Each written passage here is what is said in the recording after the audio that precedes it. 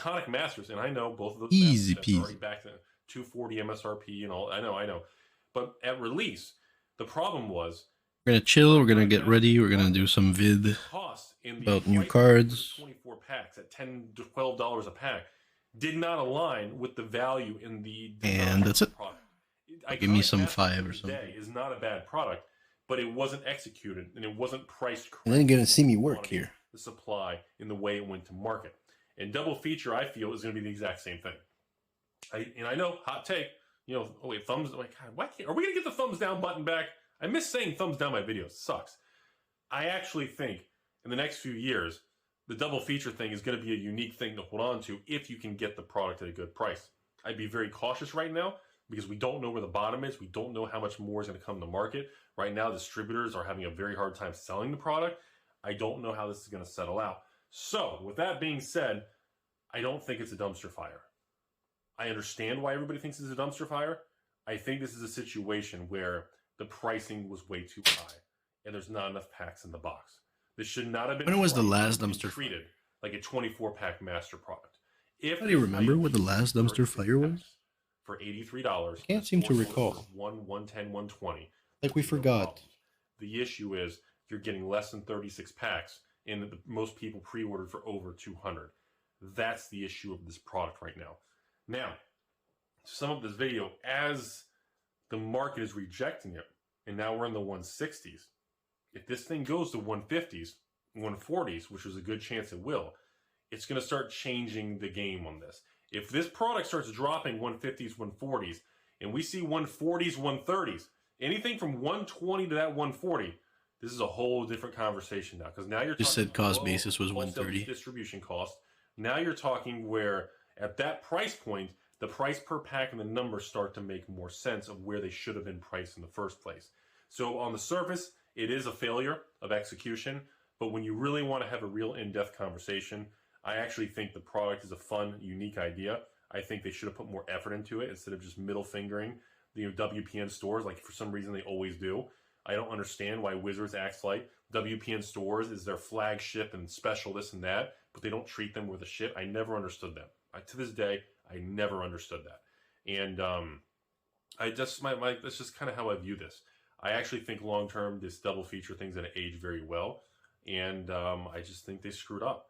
I think the product and the idea in theory and the whiteboard and the design room was good, but whoever said we should just make a small print run, which apparently is what they did right now, and just take out a third of the packs and then double the price needs to be fired. Because how you don't see that a standard product that's going to be reduced by 30% supply and then doubled in price, which is essentially equivalent to about a 250% increase per pack, I don't know why that's a good idea. And if somebody screwed up. Those are my thoughts. Like I said, price drops enough. It's a good product.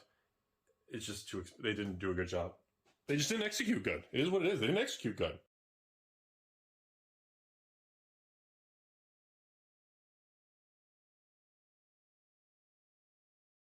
What's up, everybody? Welcome to a brand new episode of Game Nights. This show is brought to you by Wizards of the Coast. Now, today we have a really exciting show. We've got Olivia Gobert-Hicks and Tappy Toeclaws in the house to do battle with a bunch of silver bordered cards, including the new stuff from the Unsanctioned product. Ooh, but before we get into it, if you want to pick up any of this awesome Unsanctioned stuff, any silver bordered cards, or any Magic products in general, you know where to go. It's cardkingdom.com/command zone for all of your Magic card needs. They ship super fast. They're going to get it right to you for your next game night. So make sure you use the link. Yeah, when you use that link, you are supporting all of our content. And another way to support everything that we do is to go on over to patreon.com/command zone. The patrons, they contribute to us directly. They get to interact with us on our Discord server, and they get to watch game nights earlier than anybody out there. So they're not even watching us right now. They've already seen this. They've already seen it. Actually, they're probably watching it a second time. They are, because they're sticking around to the end of the episode where we're going to have a ton of giveaways. That's right, free stuff from us to you. And the only way you can get there, well, you got to watch the episode first and see who wins. All right, well, I guess that means we should probably get into it. Let's do it.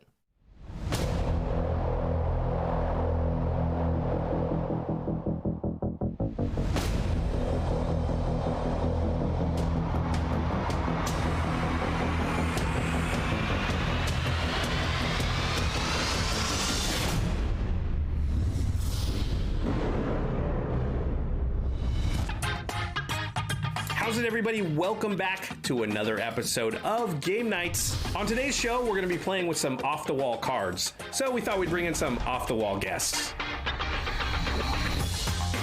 Hey everybody, I'm Tappy Toe Claus. I am a loud dinosaur from the internet. You may have seen me cosplaying at Magic Fests and Command Fests, or when I was on the Loading Ready Run pre-release, and I am just so stoked to be here on Game Nights.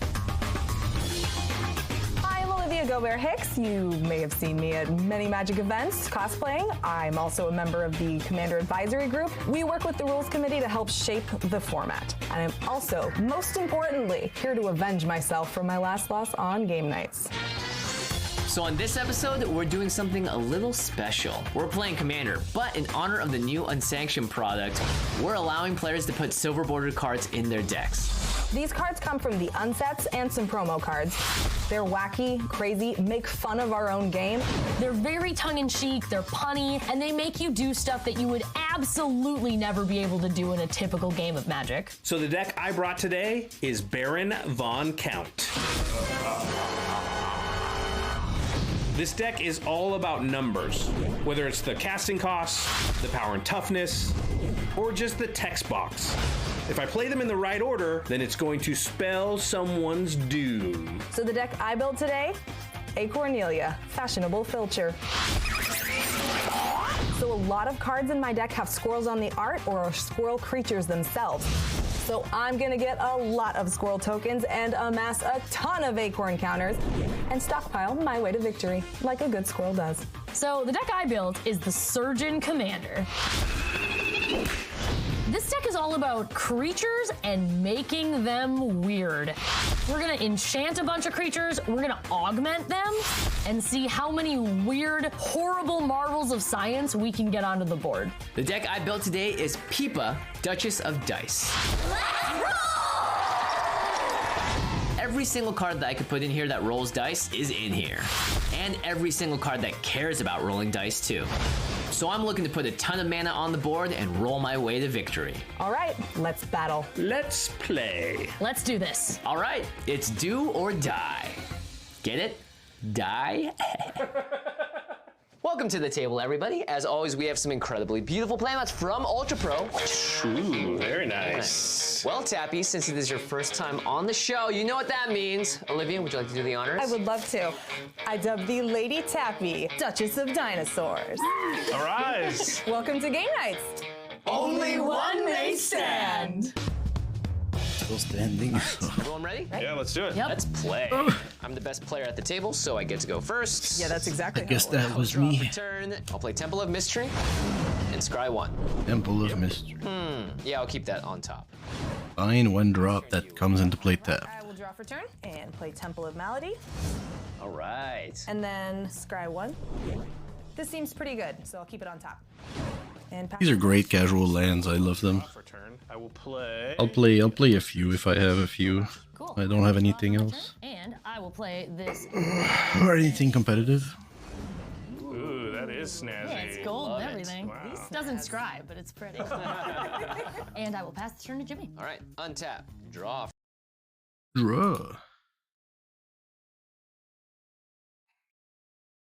Oh yeah. Okay. Do not be worried, chat. There's a few more piles, but they contain the cards that we saw previously. And so do these, I think. And we're gonna go through all of them. But try to do this a little faster. We'll see how that goes. So what do we have here? I'm gonna make some piles, depending on like if we've seen it before. The ally deck I'm trying to make that I like. What about new cards for other decks, and then a slot for investments and possibilities? Let's start with Fairy. This is something I'm gonna play in my ally deck, right? Imagine all your allies being exiled, returning. They all trigger. 7 of them trigger at the same time. 7 times. Because they all trigger. When they enter, and when the other one enters, they trigger. Then the other one enters, they trigger. And when the other one enters, they trigger. So that's going to be fucking fantastic. Not many spells like this really exist if you look it up. Exiling any number and then returning. So good card really for these decks. The Bauble, great card. We're going to play that. Rites of Replication, again, an ally card.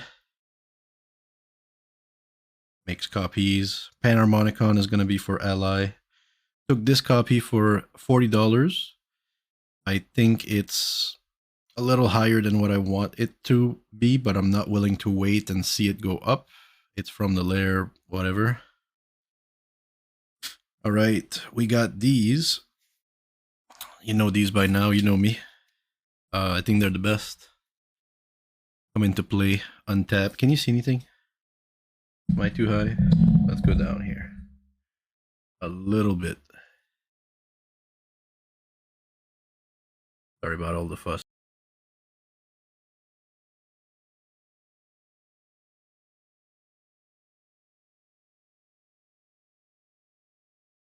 Is this better or you want even better? Bet we can do even better, but I need to like stretch. Like, not like I can't see shit, but I can't. Okay, that's a bit better.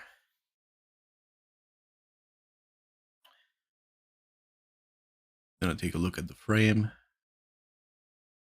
Frame's all right. It's actually too big. Let me fix it.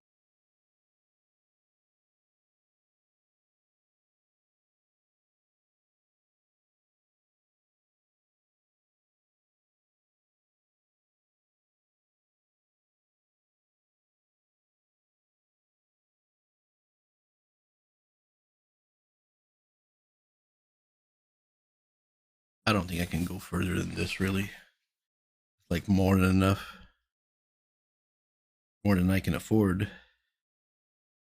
Okay, I like that.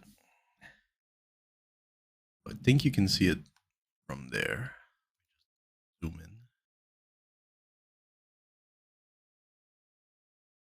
All right, this program right now. One moment. Projector. Some music.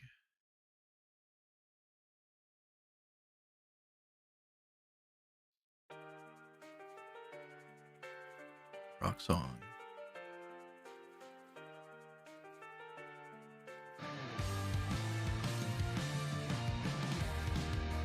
All right, now keep you entertained. I made a projector. Right click here, make a projector. Get to see what I'm doing.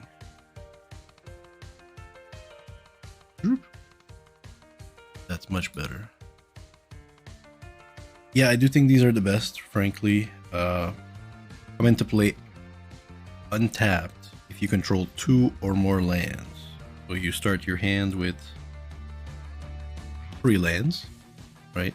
This is going to be the 3rd one. You end up picking it up from library, and it's still a good land. So it's going to come in and complete your land color requirements. If you play a lot of 2 reds or a lot of 2 whites, a land like this I think is an auto include, especially if you play 2 red and 2 white in your spells or more, like 3 or 3 or whatever, or even a red and a white often in your cards. Okay, calm down, music. Jesus Christ.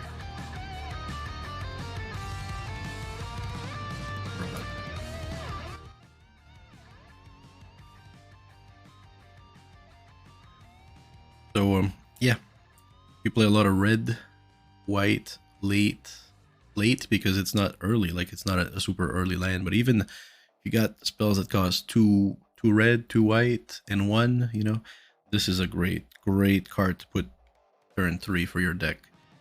So again, I think they're fantastic. They mostly come into play untapped. And if you don't want it to come first, you have other options. And if you're playing Spike, you have other options. Let's put this here. Okay, so a list of ally. This is straight investment because I don't necessarily have a deck yet that I figured out where I'll put it. Probably in the ally deck. We'll do a great land. But this is major investment. And I'm going deeper into this. What do we have here? Guardian Project. Right. That's close. Guardian Project, great card. Well, you can pause it to read it every time, but and I can't start to recall because this video is gonna take like forever. But it goes into allies. Allies.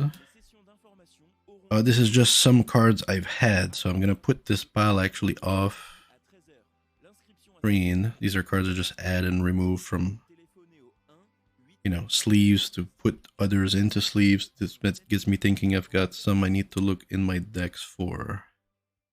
So these I'm not necessarily bullish on, but I do think they are sweet. This is a mountain, right? If you turn it around, it says right here. So it says right here. Can't you read this? It's a mountain, I swear.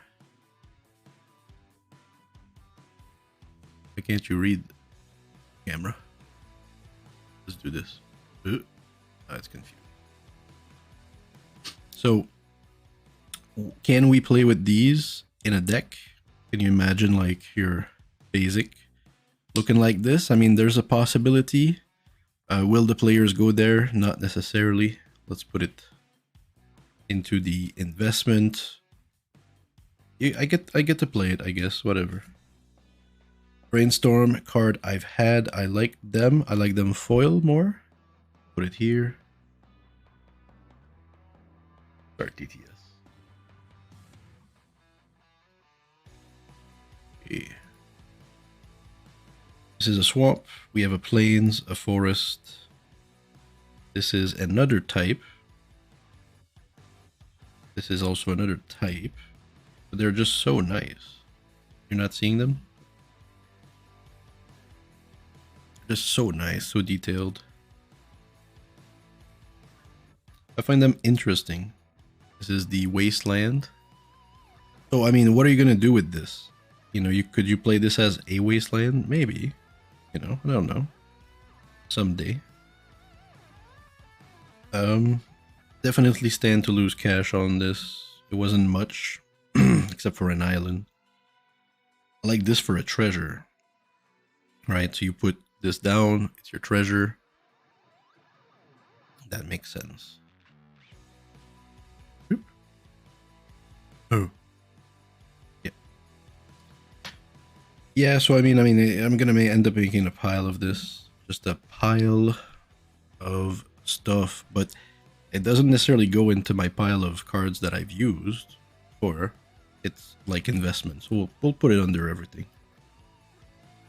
Definitely stand to lose cash here. Lotus Bloom. Again, most of these cards I found really cheap. I can't remember all the prices, of course, but I think this is really cheap. They're coming out with a lot of suspend mechanic, which doesn't mean anything, but it's still a good card. Okay, if you're not hyper competitive, because they don't need this, they don't use this. 3 turns later, you've got a lot of mana. Okay, for free. This is literally free. Cast it for 0. So definitely in the possible increase. So that I like. Just want to have like some kind of a small position in suspend. Really, and nice suspend cards. If I could get a foil of this, I would. When I say small position, I mean like $20 or whatever. It's a really small position, but it is one.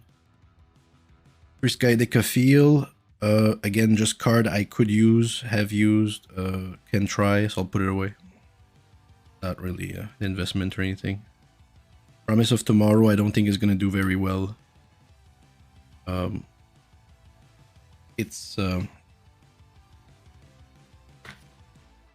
brings back your creatures when they die. You have to put it before they die. And then if it's still on the battlefield when you have no more creatures, it returns them all. Which sounds great, but there's few avenues of it not working. Like if you play it late, or if your creatures are tokens for some reason, and if, I don't know, they get rid of this before you can make them come back, they're not in your graveyard. So you're basically trading your graveyard utility, you know, for when you play this. So not sure. I'll put it away. Thought I could play it. Strike It Rich, we're gonna try it in a deck, just because it makes a treasure. Nothing fancy. Same thing here, we got... If this thing can focus, huh? Well...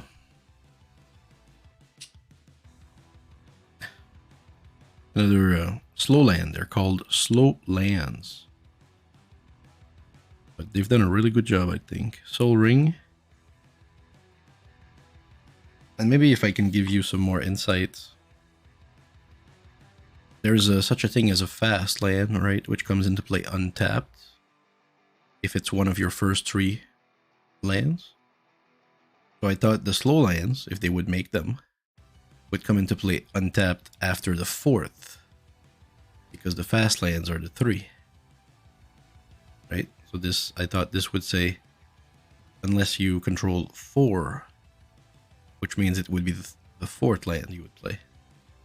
And then it would come into play untapped, which would have been fine, I think, really. This is even better, right? It's a land faster. I like it. Really like those. Soul Ring, we're gonna play this. A boot, probably. Maybe a lie, I don't know. Or maybe not.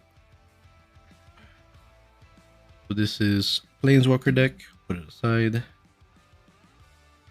They're all Jora deck. Some lands that were in the Dragons deck. Took out. Put it away. Any of these really go up? I thought these would be okay. Because they cycle and you can fetch them. They came out with Tri-lands, the Triomes you can fetch. So no, I don't think they're that good. Plus they do come into play tapped. You cannot not have them come into play tapped. Is better. So there's no way to do that. So nope, they're no good. Stormbred Dragon. Again, artifact dragons, don't worry about those. I've had them slash tried them slash removed them slash my pile. If you don't have those yet, you should get them. Arcane Signets. They're better than most charms. They cost 2, tap right away, don't have to pay. I'm gonna play with this. Gonna go ally. Bloop. Planeswalker kind of stuff. Planeswalker. This card I thought I would play, but I don't. Good thing I didn't invest too heavily on those. See, I don't like those as much as those. I removed this one from my deck, and I kept this other one. Even in a really fast deck, I kept the other one, not this one. Because this one you gotta reveal an island or mountain, which they might come good over time. Because more and more lands are being printed with types. But right now, if you play a game of Commander and you have this in your hand, more likely than not, you don't have a single island or mountain. Unless you play a lot of basics. Which is the first step of straying away from basics into more developed duels. You know, to hit your colors more often and enable utility lands, right? So great with basics, great over time, but not great at all now. Too bad, because it looks fantastic. Yes, hello. Hey, it looks fantastic.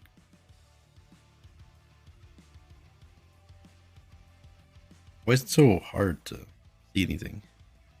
The thing can see like here. Let me hit this. That's too bright, huh?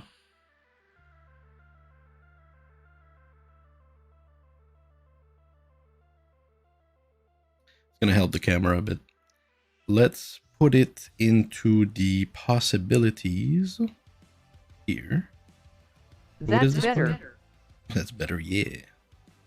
Ellie? Let me keep it one at a time here. Thank you. Zig. I don't get why the autofocus won't work. Look. Maybe because it reflects. So Eliwick, I don't know, not much to say. You'll see me passed over some cards. You like them or you don't. And we move on. Curse of Opulence, great card. Has not seen a reprint in 2017. It's one of those great red cards. They create gold tokens, which is the same as treasures. And they've moved away from gold for some reason. But really powerful card because it starts making you treasures big time. No. That's investment. So what is this? What is this? Investability, kind of losing my money. It's bigger. That makes more sense. And actual true investment. Yeah, that makes sense. Like this is like a 90% belief, you know, to be strong versus more like this where I failed already. Pile. Maddening X, bro. So you'll see a lot of red spells. I've just picked them up a little bit because I feel like red can become. Plus I have a red deck and I want to make a commander red deck at some point. I think I'm going to play these cards, you see. Oop. And I don't know if red can be good now. I've played against a red deck. I think it's still a little weak, but I did die to it. Again, interlude. Unique effect in a foil. This is something I believe in. Probably going to lose my money. Actually goes here. Something like that.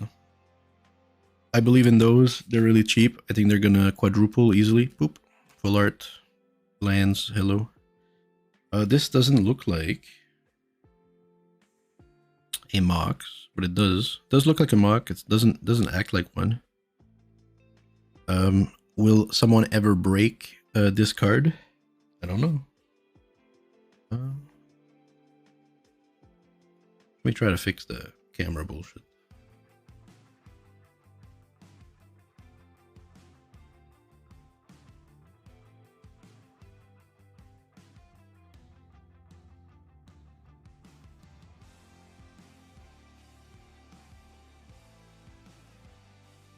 Right.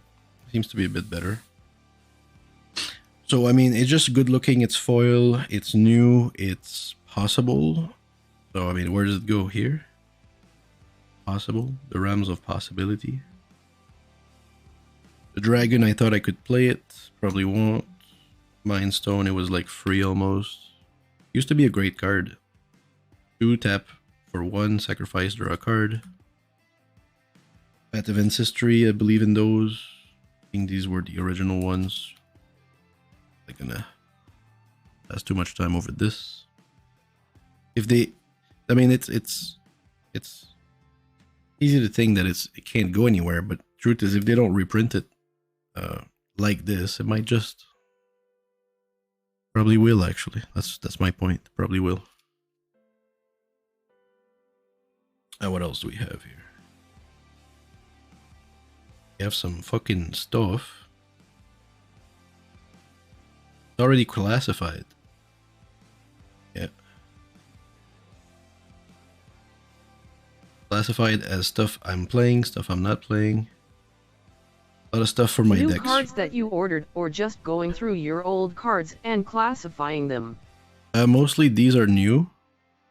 Some of them are new. I mean, this is a foil Marsh Flats full art. So I'll put it in this pile because I'm gonna play those cards. Probably this one true. Same thing, slow land. So yeah. I mean, we're not surprised to see full arts and slow lands at some point. Triomes too. So I'm just gonna move on. What do we have here? These, I believe, are all contraptions we've seen last time. There's quite a lot, isn't it? It's only that. It's quite the amount. 45 contraptions with like 10 tokens. It's a bunch, really. Wasn't expecting that much. These are cards I removed from the deck. We're gonna check this one because I believe it's fake. Too bad. I really bought it legit, like all my cards, and it turned out fucking wonky. So these are all cards I'm gonna play, remove, slash, etc. There you go. I did fucking do that. I put my money in the reveal lands a little bit. Not much, like 20 bucks or whatever. I'm getting hosed until they print the fucking cards with the land types. Wasting my time. Yeah, some cards you just believe in, right? We've seen this before. Check the previous video. We've seen all that stuff. Right here. We're gonna check this with the loop.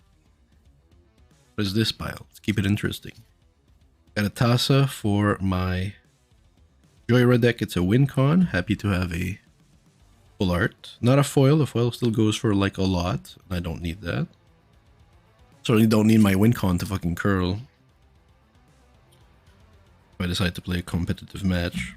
Hey, did I not see you before? You're the foil fucking Marsh Flats. Thought I saw you a second ago. Let's put you in the fucking shit. Negates, I believe in them. I don't want to hear anything about the fucking foil etched stuff. This is only about real foil. Foil etched are really not impressing me. The foil etched only have the side here that are foil. The rest is like matte. I don't think that's good enough. Why negate? Because so negate, if you look at all the counter spells that cost blue and 1, right? There's one for everything. There's a counter target non-creature spell, target instant, sorcery, non-enchantment this, non-artifact that. So negate used to always be like a, I wouldn't say a sideboard card, but a 2 of, maybe, because players are going to play their creatures, right? This is standard, this is modern, this is legacy. We have creatures, we attack, we try to kill for 20 points. That's the main way to win. And sometimes you're going to have some non-creature spells, or maybe you're playing against a deck that has a lot of those, and you board in a few negates. Kind of complete your counter. How good would you consider yourself with Discord and bots out of 10? A big 0. Zig. I'm a big 0 with those in particular, for sure. I don't even know how you add a bot. I think I did it before. But I'll configure them, you know, I'll go through, configure them and stuff. It's fun. So negate, I'm a big believer because it's the cheap one, the one that's the same price as all the other ones. Didn't used to be big, then still not big, but we play a lot more non-creature spells in Commander. And players have been willing to pay 0 to do this effect with Force of Negation. The other one that's Commander only.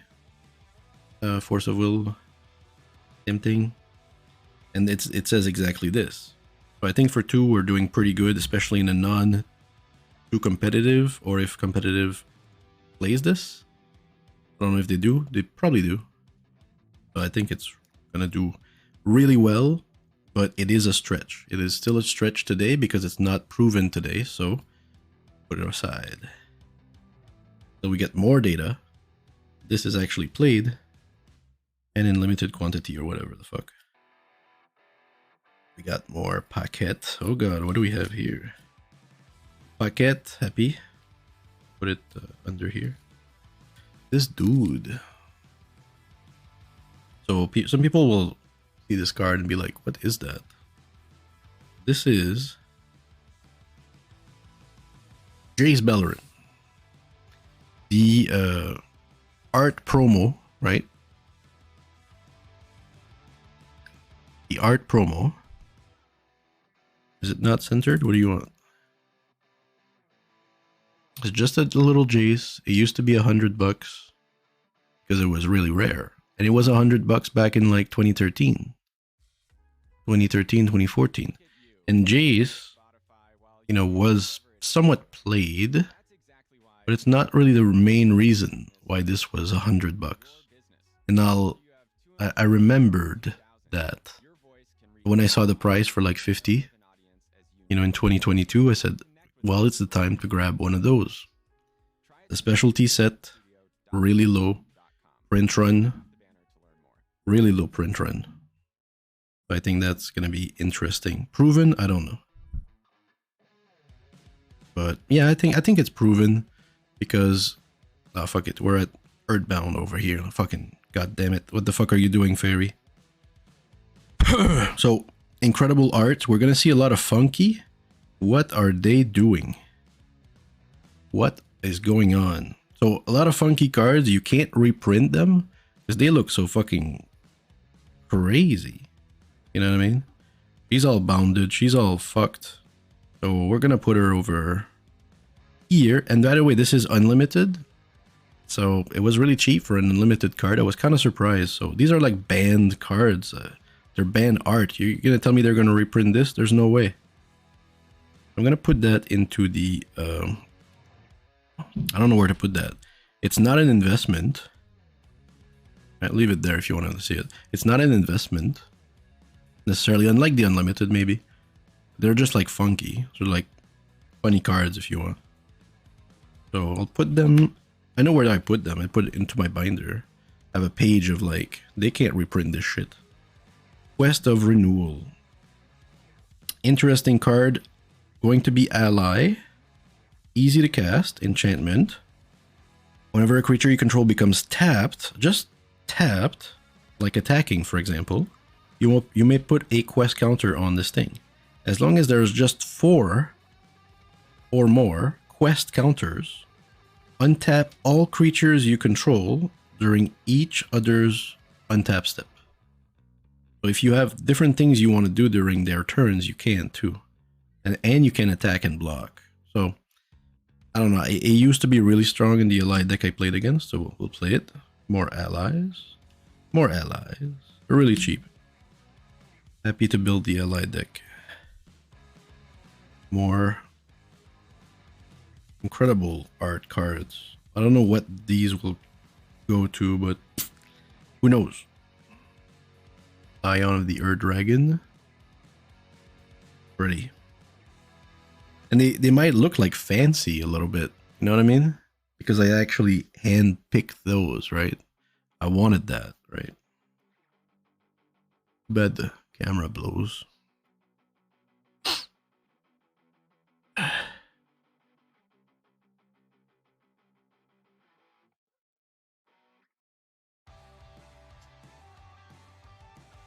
Yeah, no, they're really not giving it the justice it deserves. Let me try to do this here. Is it the new Merfolk God bullshit lah? So imagine you have something like this as like a cover to your Merfolk deck. You know what I mean? What's your most valuable card you own? Just see this as potential. Damn, that's a good question, man. I've never actually thought about it. That's a good question. It's got to be the Volcanic Island, I think. The 3rd edition, or is it revised? Volcanic Island, in good condition, really good. I think that's the most. Sold the Gaia's Cradle, I bought it some time ago, sold it before it went up. That would have been the top. Here we have Dakon. Too bad we couldn't get the Richard signature. Something went wrong, it's unfortunate. Great card, great looking card. A dragon. Again, just a cover for a dragon's deck. It just seems like it has potential. Sorry for the ultra reflectivity. Thorin Mauler is a changeling. He is any creature type. He is also a dragon, an elf, and an ally. Some of these I don't even remember. So let's look at them. I don't remember them. They're new. That's all that means. Reckless Endeavor. Roll 2d12. 2d12. So d12 has an average of 6.5. Roll 2d12 and choose one result. Just one of them. Deals damage equal to that result to each creature. Then create a number of treasure token to the other result. That's interesting. Again, in terms of a treasure card, treasure creating card, both removal and some treasures, right? You can make what? You can make a lot of treasures and deal a little bit of damage, but that's pretty dope, especially when you roll 2 dice. I think there's some cool mats to do with this. You know, as in like how much choice you have. I really like it. Couldn't get a foil what? Is that a foil? No. Again, treasure stuff just comes here. Phantasmal Image is a copy ally. Again, another Maddening X. A changeling ally. An ally. Oh god, what are you doing? Clergy and Vec. Prevent 1 damage to any creature or player. It's just so weird. You can't reprint something like this. Fate Shield is hammered out by the blows of unbelievers. What the fuck is the problem at WotC these days? Funny cards. Next. So this is a banned art. This was banned because for some reason we could see under her legs or some bullshit. Like, it wasn't anything special, and they had to like crop out the image and change it. The original image I have somewhere, there's nothing bad about it. Matthew Wilson. Again, banned cards. Gideon makes allies. This is a vampire ally. This guy makes 2 allies. He's an ally. More allies. They're all foil because cheap, man. Ephemerate will bounce your allies, and it does have rebound. Philidar Retreat, again, cheap ass, foil stuff for ally deck, just putting easy cash in the ally deck. Will allies ever become a thing? No, not really. You know, unlike dragons or vampires, and those commanders can really go up to hundreds. This is just playing something. It's gonna change a lot, but hey. Here's a Swords to Plowshare. This thing used to be like a judge, I think. But they reprinted it, foil, full art. It looks fantastic. This card used to be $100 for like this kind of art. And yeah, I remember, we're $50, 50 or 100, 2014 or so. Yeah. So this goes in the pile I'm expecting to go up, because at some point Swords to Plowshare's gotta be like the best spell somewhere. You know, it used to be the best spell in Legacy. If Legacy would have known the boom that Commander knows, this card would be up there. It would be Brainstorm and everything else. Ally. Shapeshifter. What is this? Enter the battlefield as a copy of any creature you control. So easy. It enters as an ally, right? And not only does it have its own ability when it's enter and sees that many allies, the other's allies are recognizing it as an ally as it enters the battlefield. And they trigger, right? So everything triggers once, right? But we want to keep effects, good effects like this. Like, you don't want to just make a copy without, like, if it's here and it becomes an ally, it doesn't do anything, at least for them. What is this? What is this fucking thing? What is this? Realm Walker for 3. It's a 2/1 changeling, so all creature types, so it's an ally. Choose a creature type, ally. You may look at the top card of your library. You may cast creature spell of the chosen type from the top of your library. So it's like a shaman bullshit, I don't know. You get to see your library or whatever, play them. Gives you access to many cards. That's good. Every other card, you know, and a guy like this with the other one that does the lands, these two combo together so well. This guy is an enchantment for 5, and whenever you cast a spell of the chosen type, copy that spell. So as you cast it, you copy it, then they enter the battlefield, triggering more allies. This is free. An enchantment. Fire of Heroes. 2 and 2. Okay, that's pretty good. Sacrifice a creature. Can you like focus? Bitch ass. Yo, maybe I need to like actually tell it to focus. Hold on. I think I have the strat. Got the fucking strats, boys. Which you are? Yeah, I'm gonna stop that right there. Rip.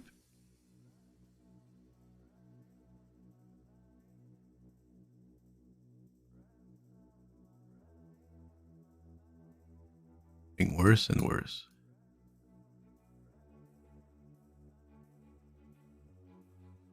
That's good. That looks alright. So 2/2 tap, sack a creature, search library for a card that shares a creature type with sacrifice creature, convert mana cost 1 plus the convert mana cost of the creature, put that card on the battlefield, then shuffle your library, activate only anytime you could cast a sorcery. So it's the same as the pod. There's a fucking pod that does that. So a deck that would have the pod a lot, I think they want to play this too. A cool card. What am I doing with this? Oh yeah, allies. Aura Shard could be played with allies. Shapeshifter for 2, okay, comes from Modern Horizon. Let's take a look at this card. 2, Changeling, so any type. Whenever you or a permanent you control becomes the target of a spell or ability an opponent controls, counter that spell or ability unless it pays 1. So he gives ward 1. Is that what he does? He gives ward 1 to all my stuff. Okay, maybe. Kindred Summon, very cheap. Used to be 20 bucks. I think it's like $5. Boy, this video is not about investment. It's about like fucking nailing it. Choose a creature type for 7. Reveal cards from the top of your library. It's an instant. Until you reveal X creature cards of the chosen type, where X is the number of creatures you control of that type. Put those cards on the battlefield. So it literally doubles your battlefield, and I think that's gonna be a little much, because if you say you just have like 4 allies, and you bring back you get 4 from this, right? The 4 entering, they all trigger. So this one triggers because there's 8 allies, and then this one triggers also, but this one sees this one come too, so it triggers an additional time. Right? And just like this one triggers for itself, but it triggers for this one and this one. So they do trigger 8 times. Like all of them, right? Yeah, something like that. It's like easy math as fuck. Because they're all here or something like shit. I don't know. And it's too good. Next. That's a finisher, dude. Molten Echoes. Choose a creature type. Whenever a non-token, let me get some.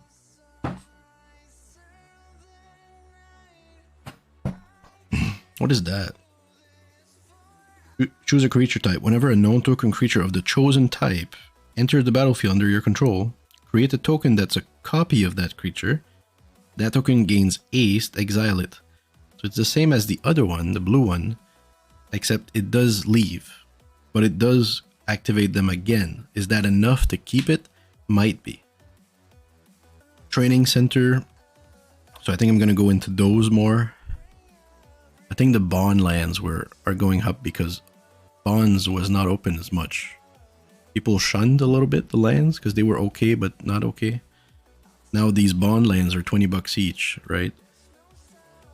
And will they do the same thing? Will they go up? I don't know. It was opened a lot more. So I think they can be at least 10.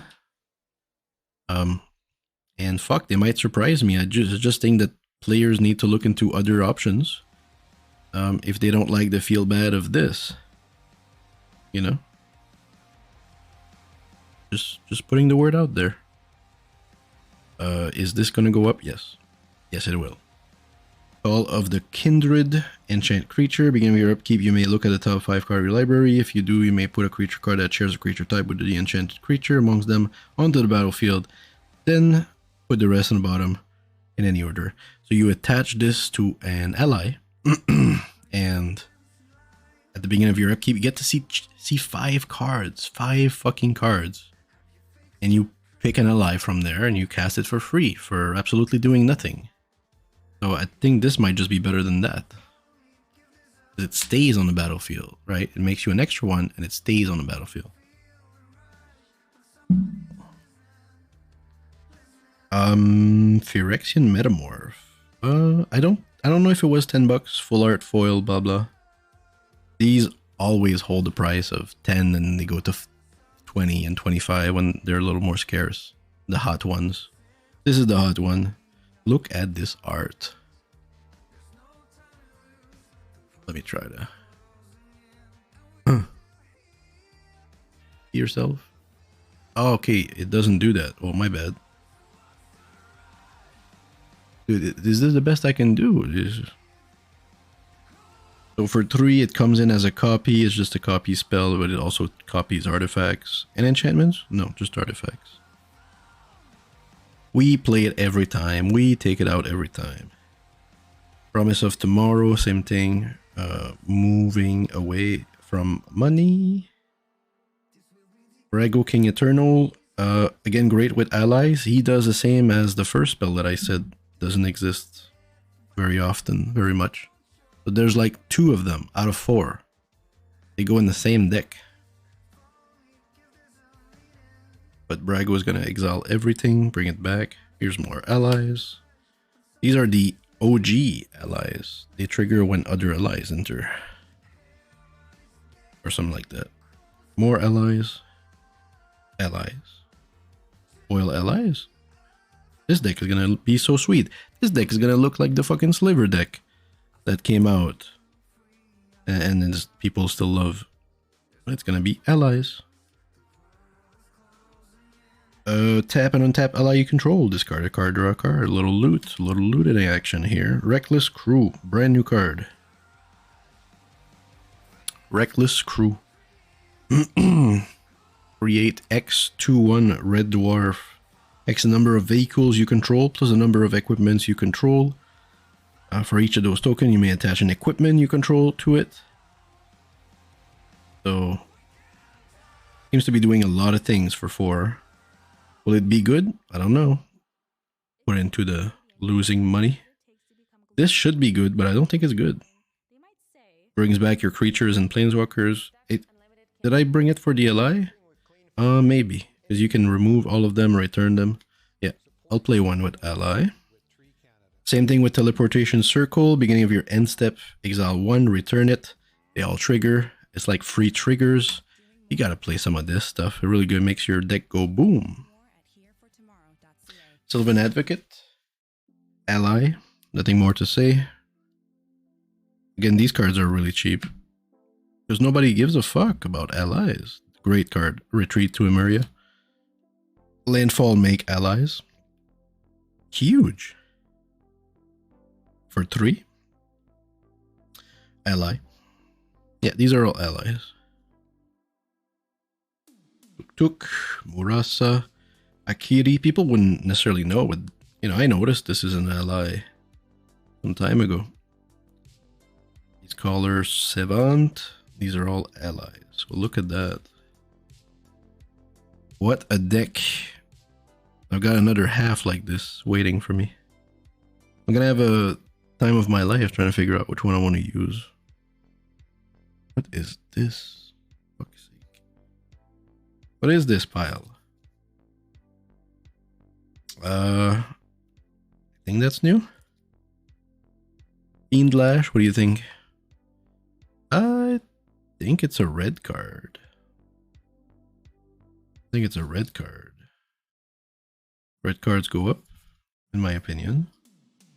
Frontier Bivouac. Again, these are just spells I'm gonna play. Spells I tried.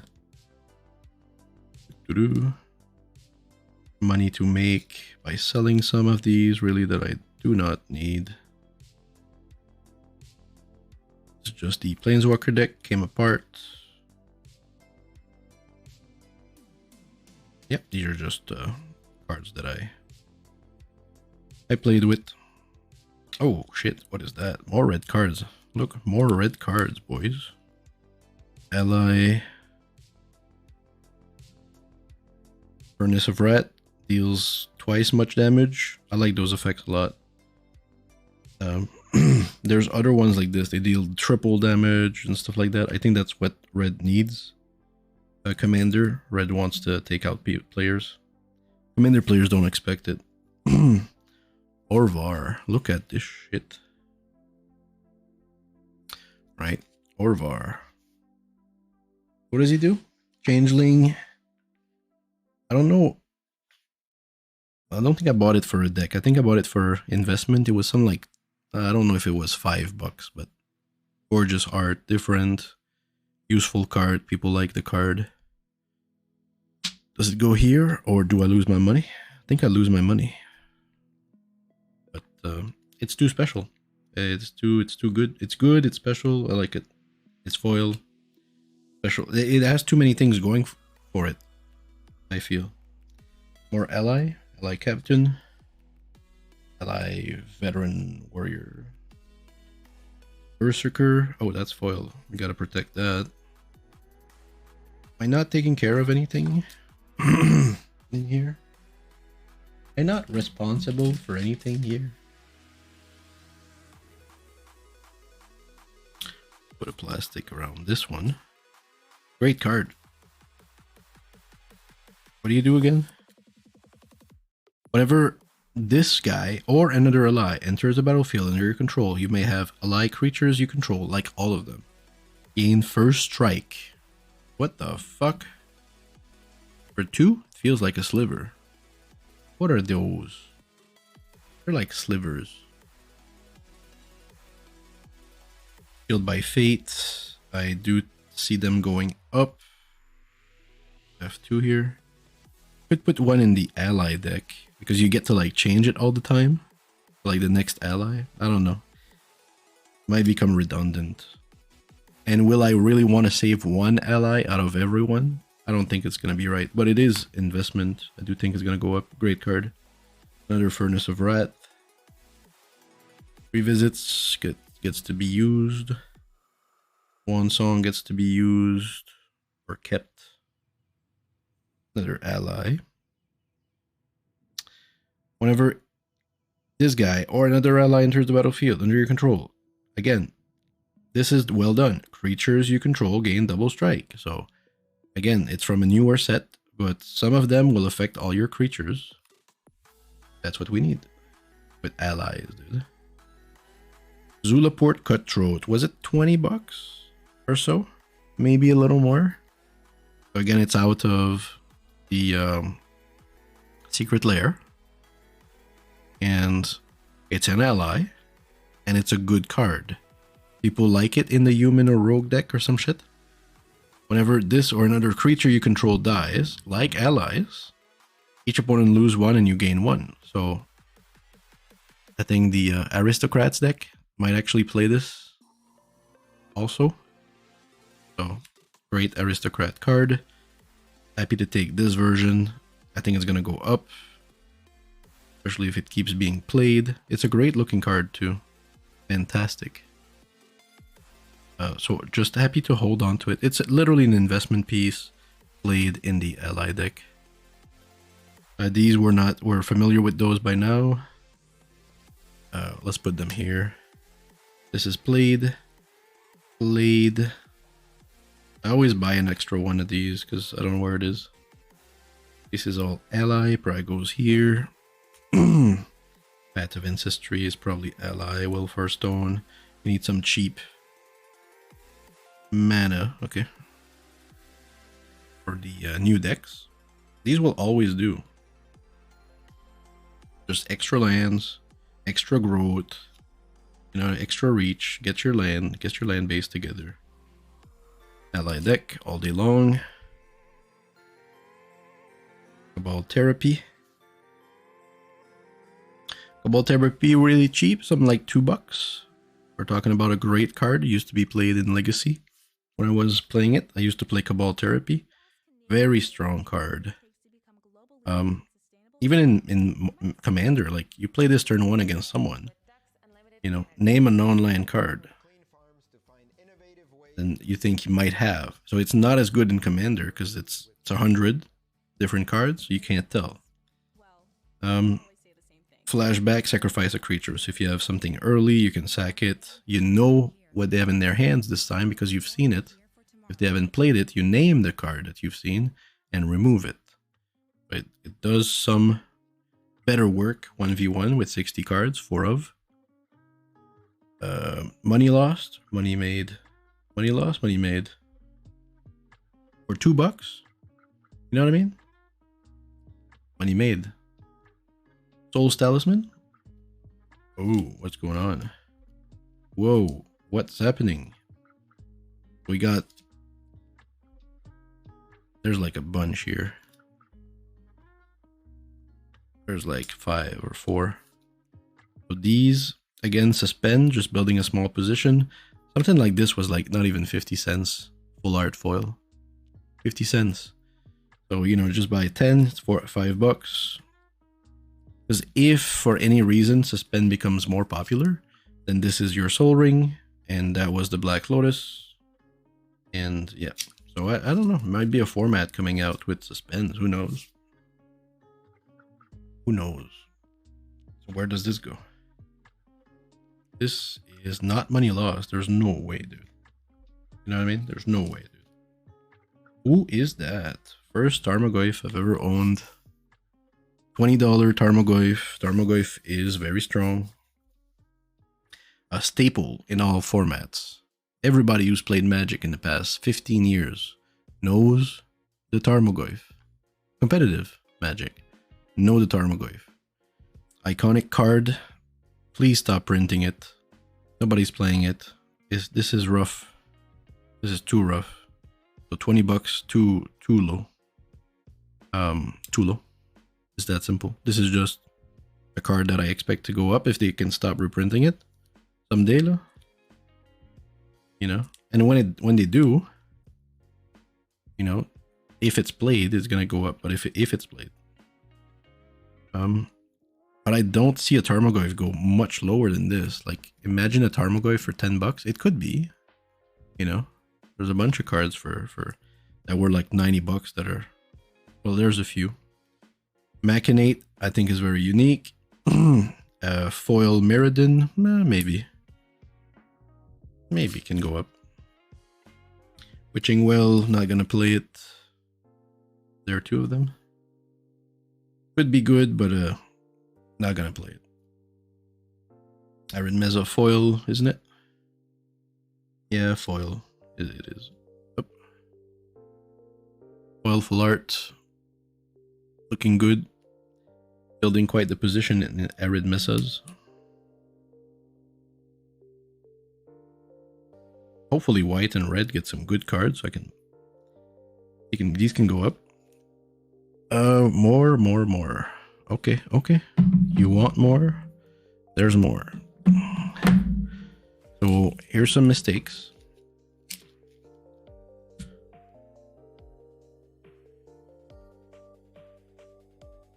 This is a mistake. This is a mistake, chat. Because I can't calculate for the life of me. Alright. What the fuck is going on?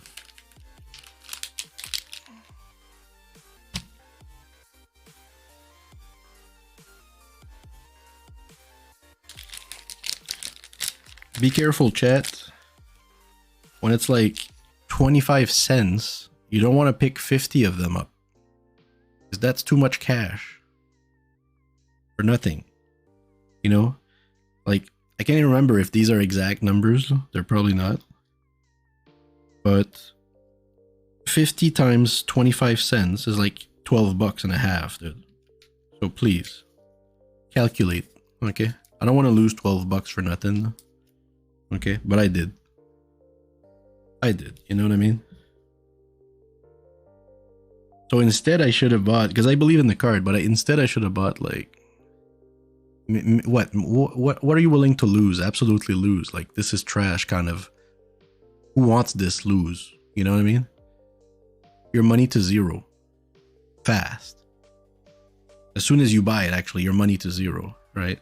So what are you willing to lose? 20 bucks over this? 10 bucks? 5 bucks maybe? For me, it would have been 5. So like, I don't know, would have ended with maybe this pile instead. But now I'm fucking fucked with all of this. You know what I mean? I could have just had like this much and be a happy camper. You know what I mean? No, but seriously, dude. This guy's fucking coming over the fucking corner with this fucking bullshit. Hey man, you want to play a game? He's a treasure maker. You flip a coin, you win the. If you win it, you make treasures. Yeah. You don't want to buy like 500 of these. Like, I make myself feel bad just for camera, but like, people will be like buying like $100 worth of this. You know what I mean? And calling it an investment. You know what I mean? You gotta be very careful about doing something like that, because as soon as you spend it, your money is zero. This is worthless. You cannot sell this now. There is no market for this. You don't want to sink in cash into this because it's sunk. It's gone. You're not ever gonna see it again unless a miracle comes out of nowhere. A miracle. I kid you not. Like, some of them are gonna be miracles here. You know, if some of these go up, I'm gonna be like, oh my god, I can't believe I have this. You know what I mean? That's a miracle. Same thing with this guy. I can't believe I have this. Okay? I can't believe I have this. This is bullshit. Get it out. Right at the bottom. Right at the bottom. What do we have here? Oh god. Oh, we have some good stuff, and it's not sleeves, man. We got work to do tonight. Oh, I'm out of fucking sleeves. No way. Gonna have to look for more sleeves. Did I show you 10 of these? Did I show you the 10? Did I or did I not, chat?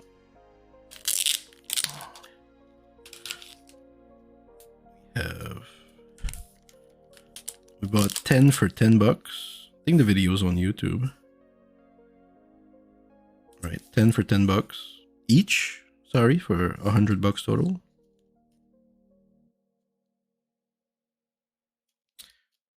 Yeah, somebody probably fucked up behind the computer. Instead of writing 19, they wrote 9, and I was there.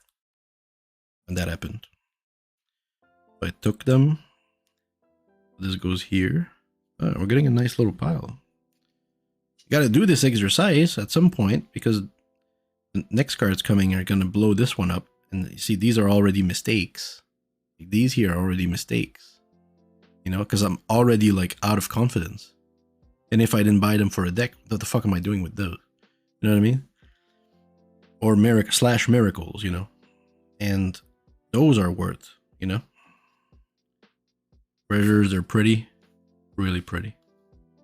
Replicated ring. Ah, there they are. The beautifuls. More triomes. More triomes at 15 bucks each. Don't tell me I'm out of sleeves. Come on. This is the shit here. Let me go check for sleeves.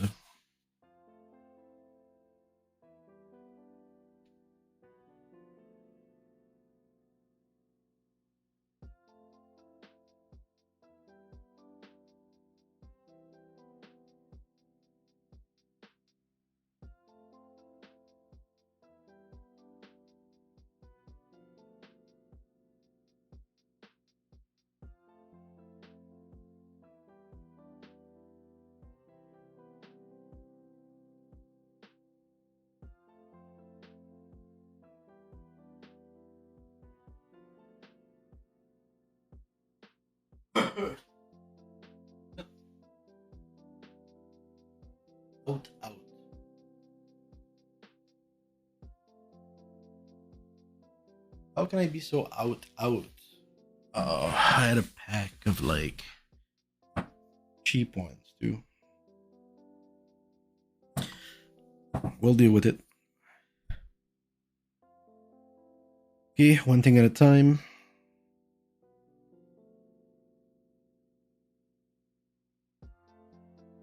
Music is too low.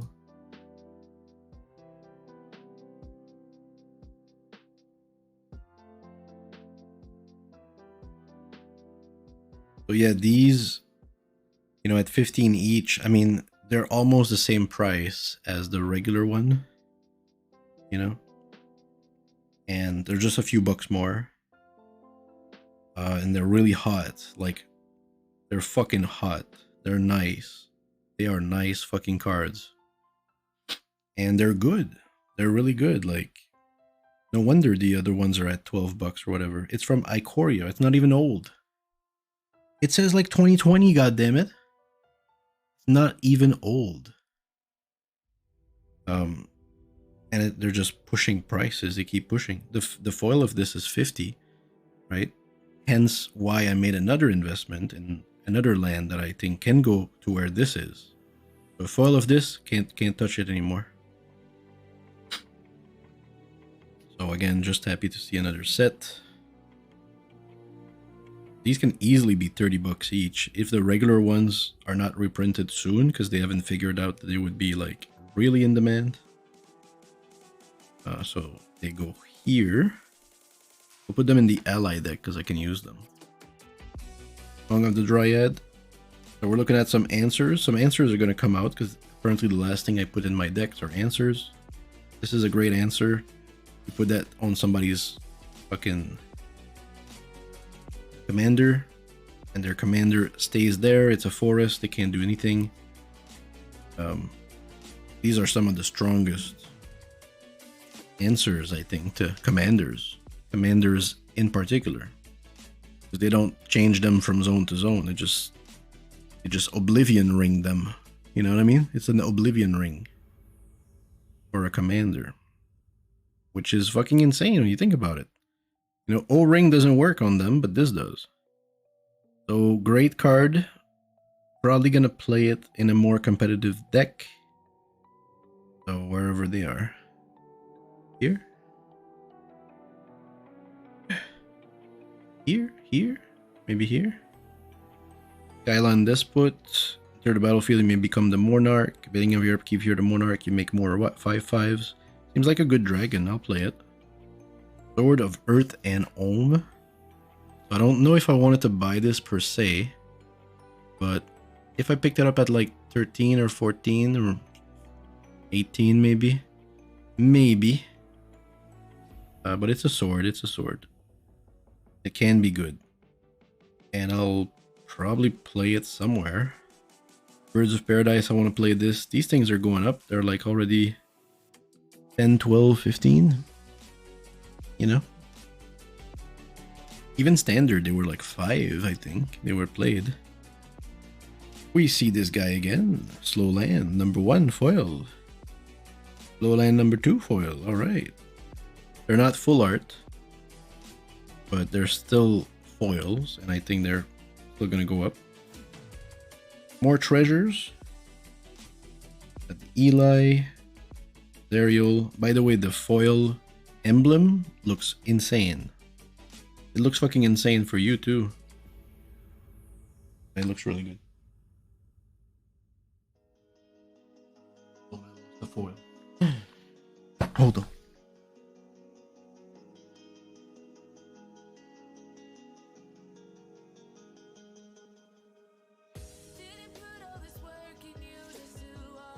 Treasures.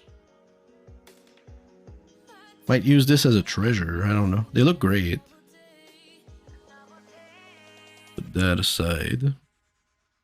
This guy right here. What the fuck is this? You're right, dude. What in the fucking world is that? Can't tell, but it looks like the dress was added after through you know, they work with computers now. They can draw and then import and keep drawing on the computer. It really feels like the dress has been added, like it wasn't there at all. A lot of things are added. It's like the dress also was not there. Just gonna put that out there. Great card. People don't like it. They think it's too funky. It looks too weird. And that's why I like it.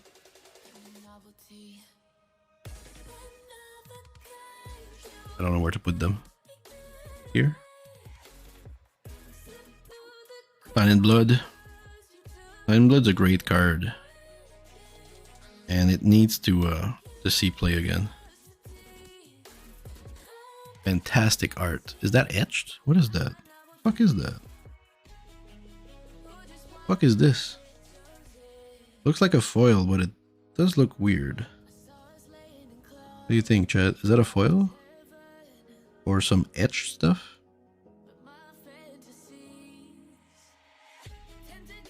I don't think it's etched.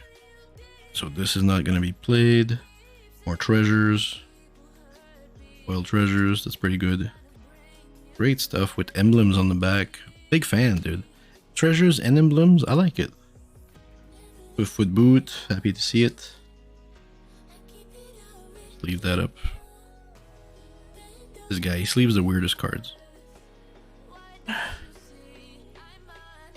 play that in the probably the Dragons deck. I don't know if I have one. That's a foil Noble Hierarch. Got it for like 18 or something. The regular one is what, 12? Great cards, very strong card. Very good card, very modern card. Is it modern? Still? More treasures. Oh my god. Got the crabs, the birds. My goodness. Doctors, more birds. Okay. Okay. I swear I'm not drunk buying cards. Well, that is what it is, guys. This is a foil Narset.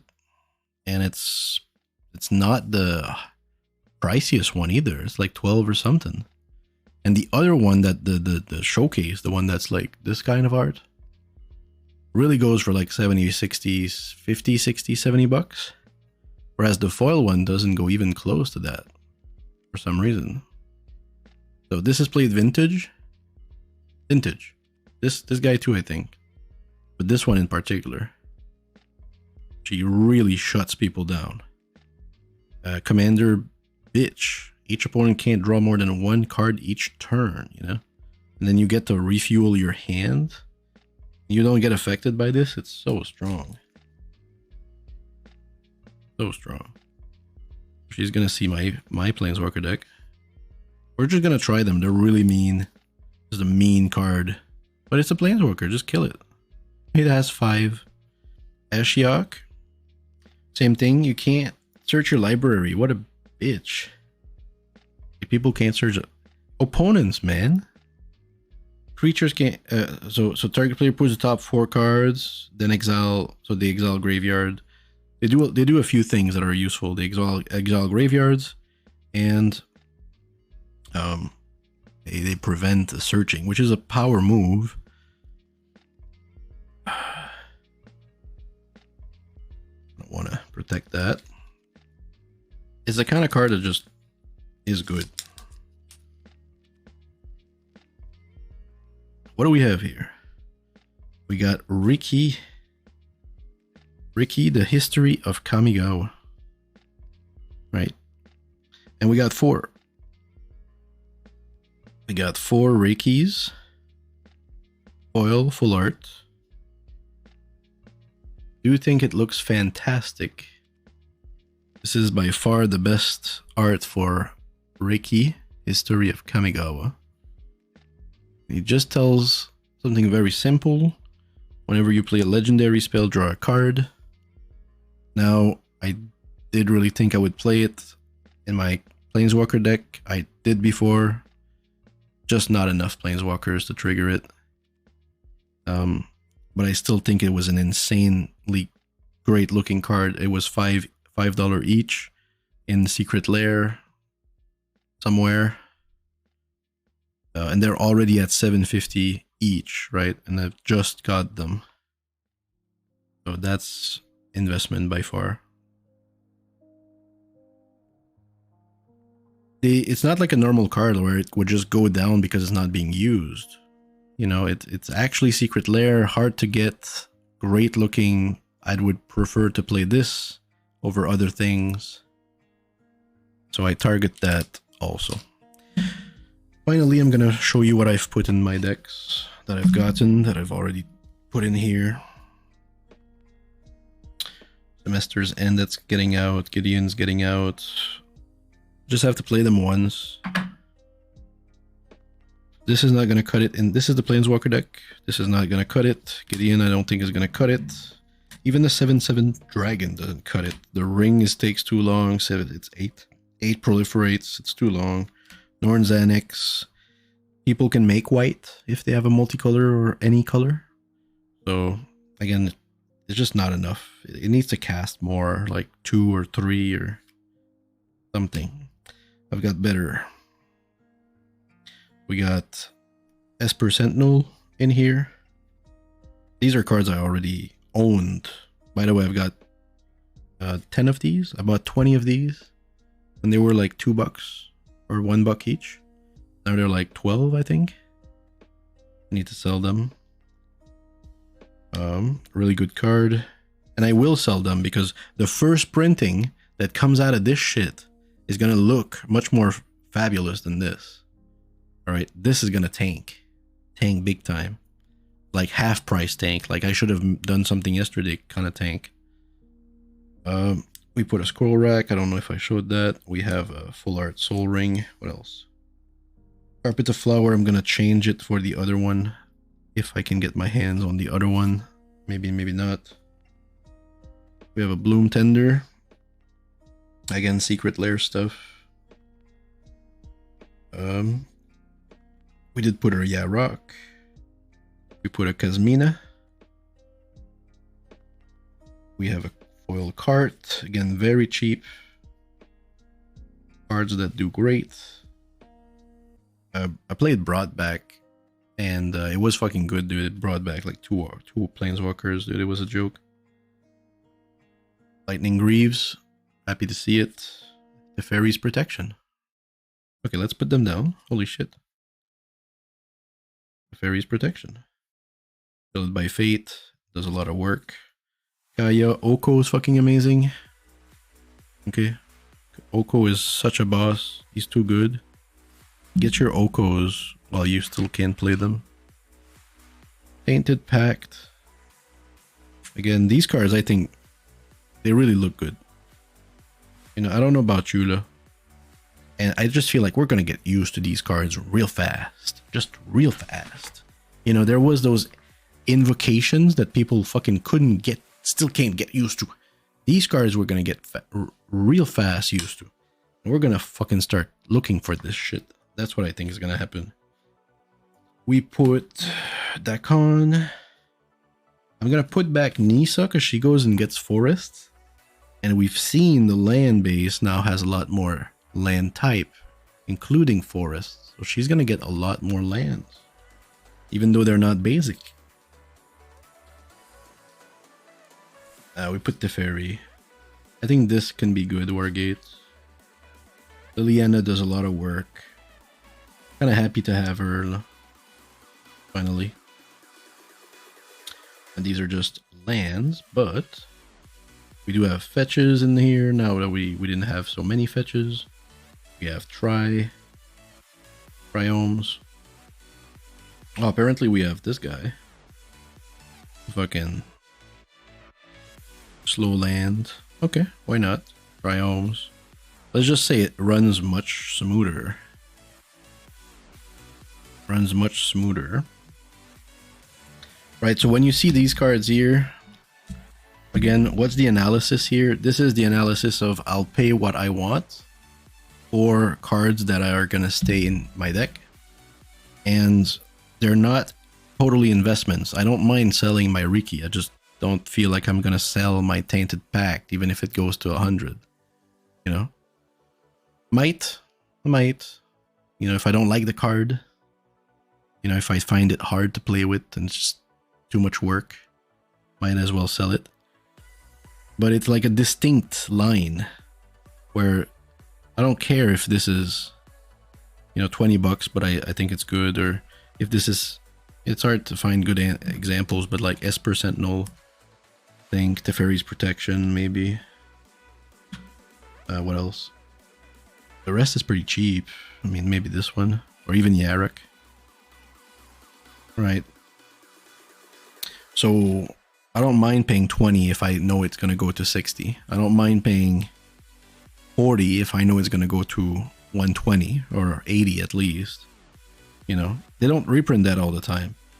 I don't mind to pay, what is that even? 20, 30 or so? I think it's a good price. Can go up. And Yarok. Not many people know about Bloom Tender. Not enough people though. And then Yarok. Yarok was what, $13? I don't give a fuck. If they decide to all go down to like half their price, I still play them. I do think they can go up, and at some point you want to make a move. You know, Esper Sentinel, the move is now if they're 20. Because it's going to keep going, and it's going to go to 60. It's an auto include. It goes in any competitive deck, I believe. Commander too. It's going to be $60. That's why I bought... what's the one where you have to pay 1 every time you draw a card? Do you pay 1? Do you pay 1? Do you pay 1? It was $40. I said, fuck it, I'm buying it. Because it's gonna go to 60 and they're gonna reprint it. It's gonna go down, up, up, down. But instead of trying to time my fucking market, I'm gonna have it and play it. While all of this fuckery is happening, I'm gonna play my cards that I wanna play. So there really is like a different idea when it comes to the decks. Right? Because it's like, okay, well I do want an Esper Sentinel, I do want a fetch land. Right? I haven't bought many in the past 7 years. Just in the past month. Right? But I'm willing to wait sometimes. And so, yeah, sometimes it's low enough, sometimes it's just time to buy, and yeah. But I do know which is good, so that helps. That's for this deck. What about the other one? Ally is not done. Dragon has some cards.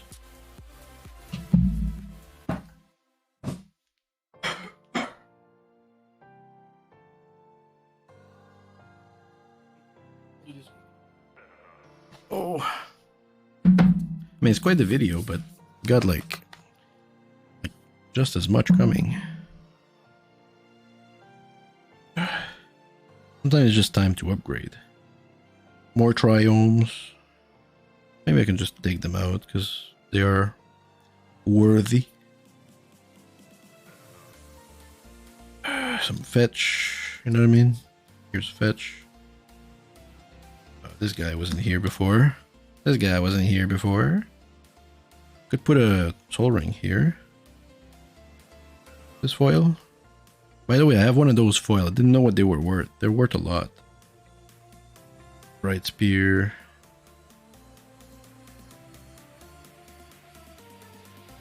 You tell me if we see something that's we've seen before, because I did have a few doubles in the other deck for me.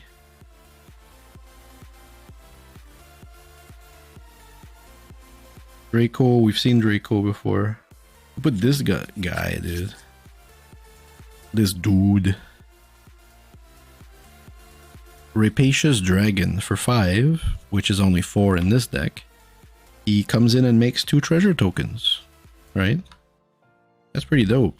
So it's like one of those artifacts that costs 4, give you 2, but it's just 2 for like 1 time. But he does get you to your general faster if your general costs 9, right? Like big time.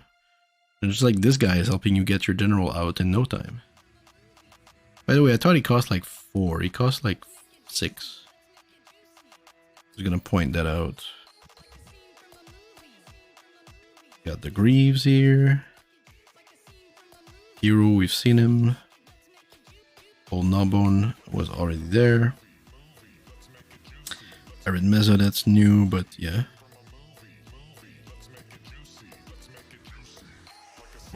a few fetch, a few additional things. It's still not done. There's a bunch here that I need to put.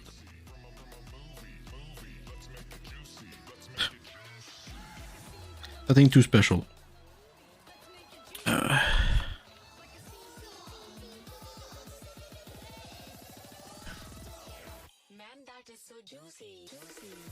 I mean, these were not here, you know. We get to have access to triomes, we get to have access to fetches. We get to get some nice dragons that all cost some red mana. And they're good. I'm not gonna put that too far. We're gonna work on this. This pile. And the lady. The lady. I don't know if there's much to show here. We did get a gamble. Again, Judge promo. What is it? What was it? 25 or some dollars US? If it's played. If it's played. We're gonna play Strike It Rich. This new girl. This girl is pretty intense. For only 3, it's a 2/4. If you would draw a card, exile 2 instead, you may play those cards. So it's just the same as drawing them. You get to play them, but they don't stay in your hand. But she does draw you an additional card for only 3. So she's definitely good.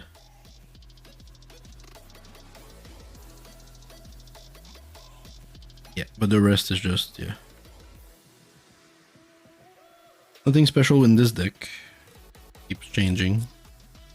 Changing a little bit. From time to time. Just don't want to miss too much. So we've seen all of them, right? This is what I have for allies already. As you can see, it's already a block. These are all cards. These are just sleeves. More extra cards. We've got a lot of all of this for the ally deck. I'm gonna have to figure out which one we keep, we don't keep. I didn't want to do that until I had them. I want to try them. All in all, I don't think it's $200 for the ally deck. You know? Oh. And it's not gonna be competitive by any means. Like, I'm not gonna try to push too much. I just have extra fetches. So pretty happy to see that this pile is comparable to this one, because this is stuff I believe still in after 2 weeks.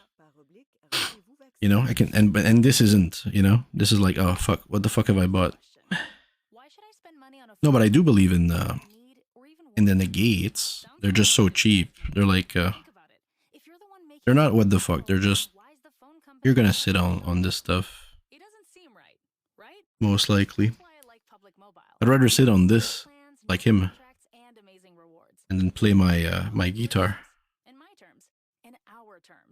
than sit on this. Like these guys, they're like fighting each other over money.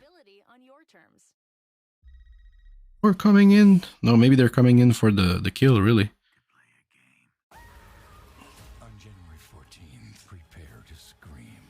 Right, so again, let's just go over the pile that really like emphasizes what we're looking at versus this shit.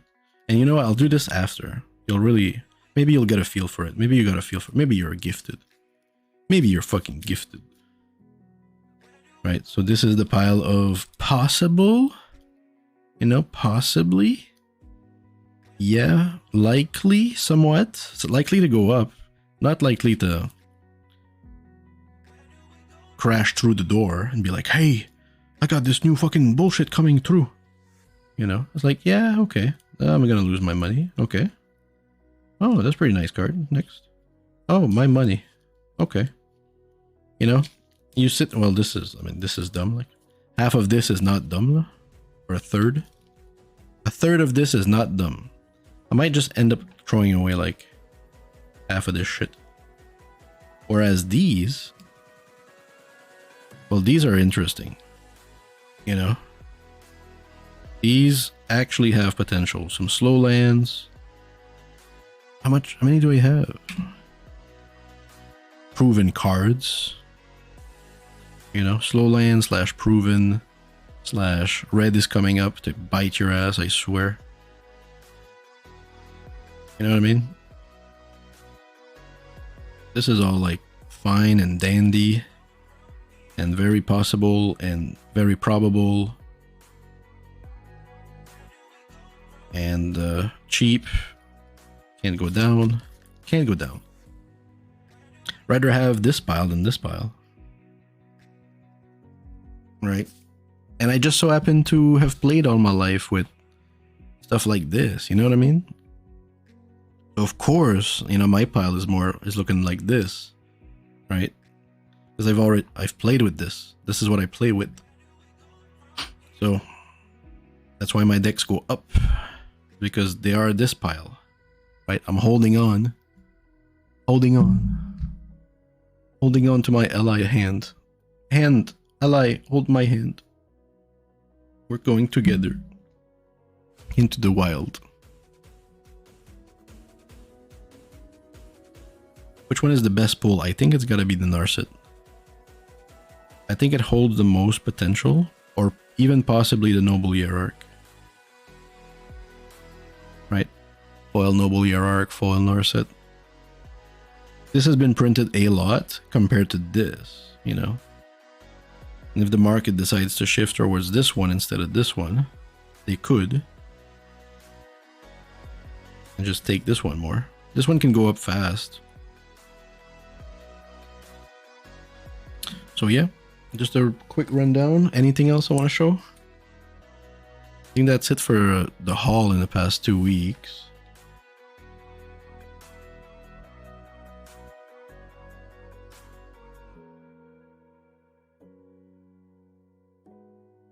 I'm gonna end up finding more. That's what's gonna happen. Right, chat. Is this a real card? Where are you? Why can't I do this? Oh my god. Chat. Why can't I do this? There's like too much light? Is it because you're not focusing?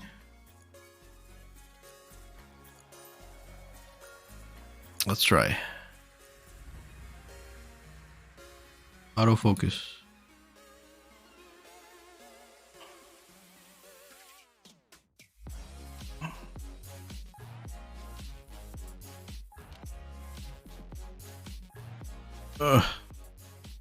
Is this a real card, chat, or what?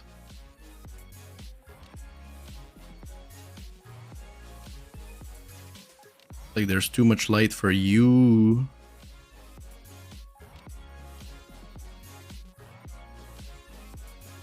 There is a little bit too much light for you.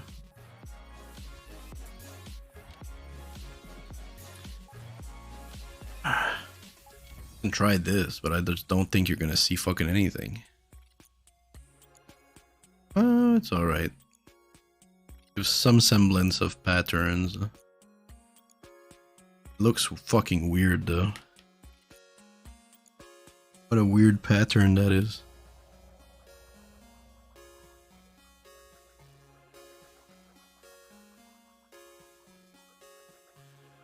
Oh, I can try this. Let me try.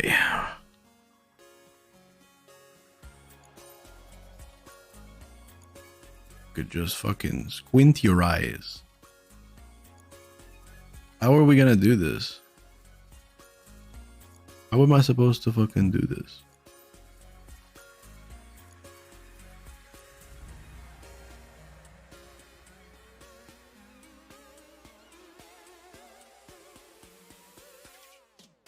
Too much light. Fascinating. Fascinating.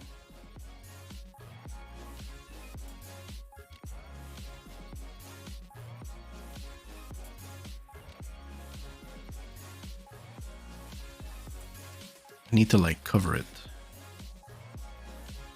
with the most redneck fucking way of covering something I've ever found.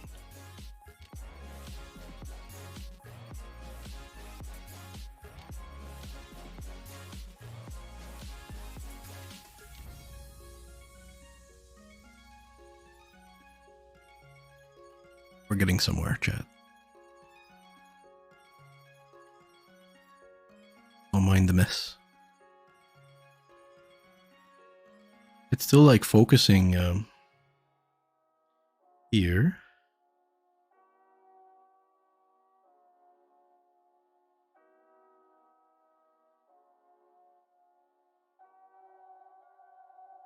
Like the furthest I can go, dude.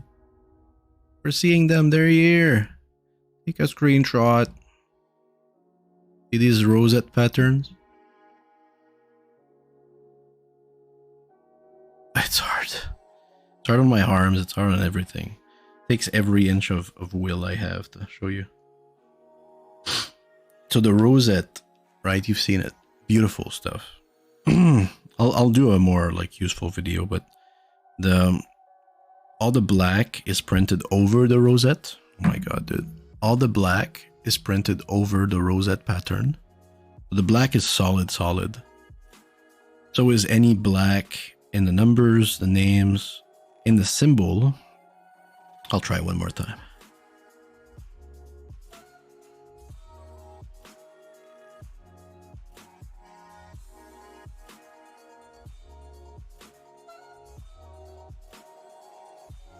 Optics, dude. See the black, how hard it is?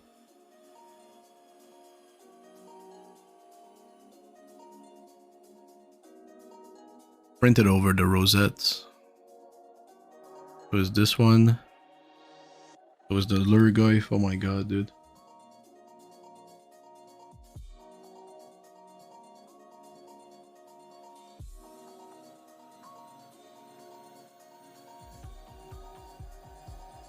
The letters are printed over the rosette also. This is all good. Plus you got the stamps here, you just have to recognize it. Real card. Next one. Next fucking victim. Together, chat. Where's the rosette? It looks okay. Come on, baby. Oh, that seems alright. Black is black. There's something wrong with our rosettes. You see it? What are these like snowflakes? No, they're like rosettes, but they have dots in them. Weird. Weird. The light is pissing me off. Oh my god. Please. I'm trying my best, please.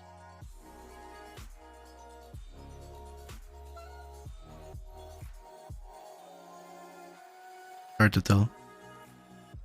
There you go. Let's check the number.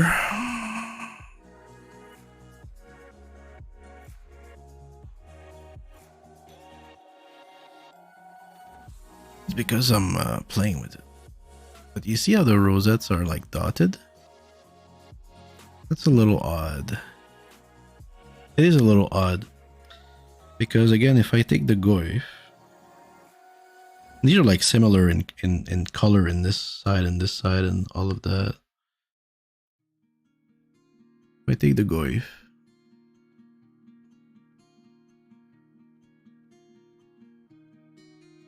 can I please?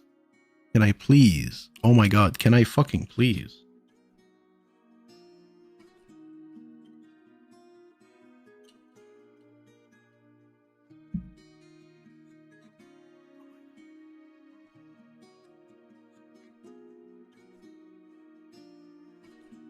These have no dots in them. See that? And is it just me or they're a little smaller? Also, and where am I going? They don't have dots in them. But I'm gonna lose my shit.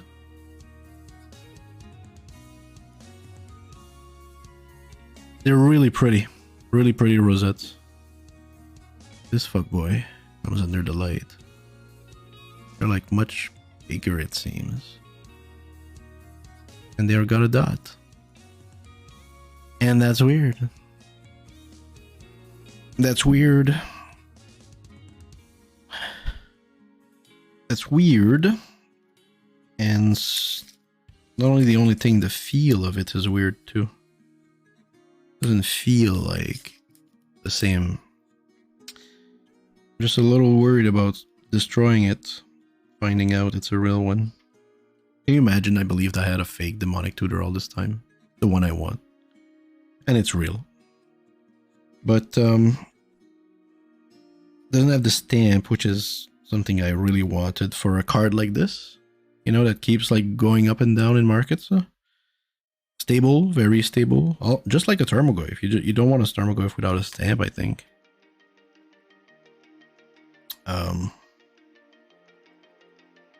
Can't do my exercise too well. But I don't like the quality. There's something odd about it. I want to find somebody who knows more about these dotted rosettes. Because the rest is fine. Printed over. It's the black is dark. The white is printed over the black. If I do a color, I don't know if you can see what there's. If I can get a better flashlight, we can do a flashlight test. Hold on. What's the thing? Oh. Think this is good enough? Oh god. It's like a telescopic. If that works. Not really. It's not powerful enough. It needs to be powerful. That's not powerful enough. Oh. But it does look pretty normal. Are you focusing? What are you doing?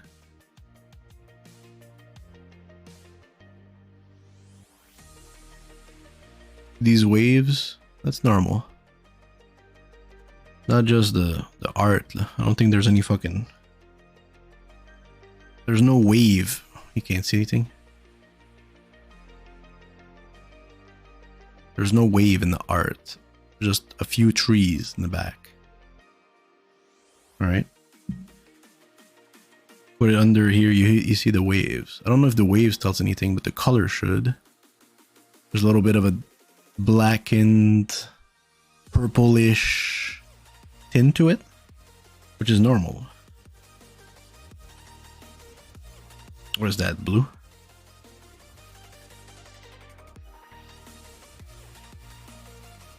This is not the right light for this. You can see the purple stuff coming out.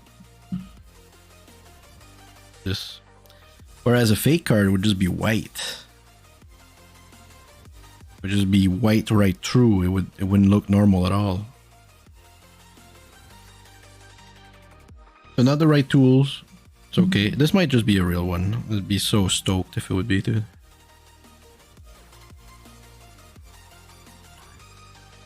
Yeah.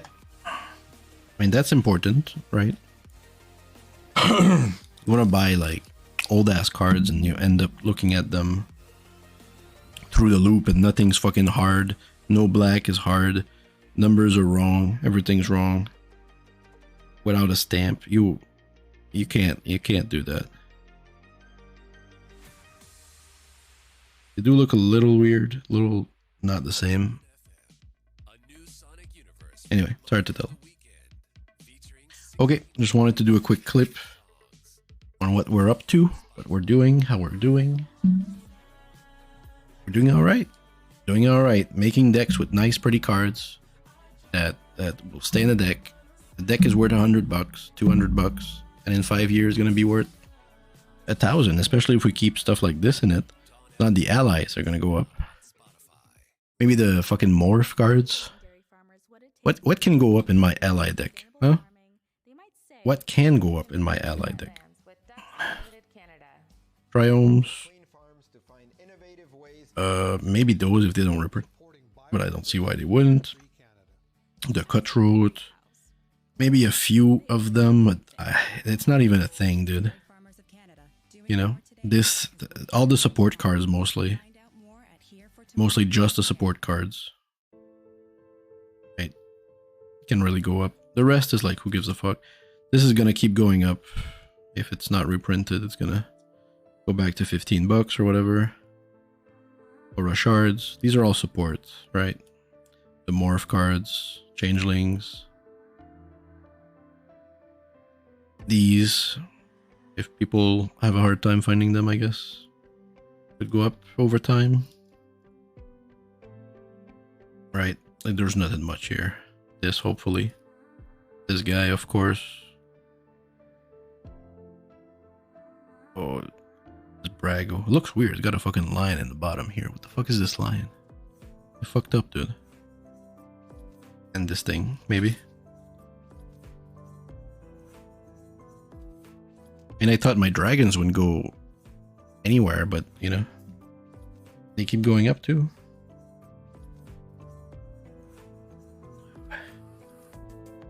Well, well, well.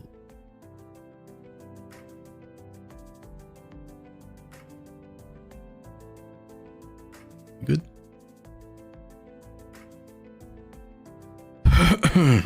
So we're gonna leave that here. Drop that. What am I doing, man? Am I doing something? Return, and I will also play my own snazzy forest. Ooh, ah. Jimmy, you got less reaction, sorry. I know. Just by virtue of being second. It's okay. It's still pretty. Time to introduce some. Maybe I can show you like. Oh no, where's my Excel sheet? Uh-oh. Uh-oh.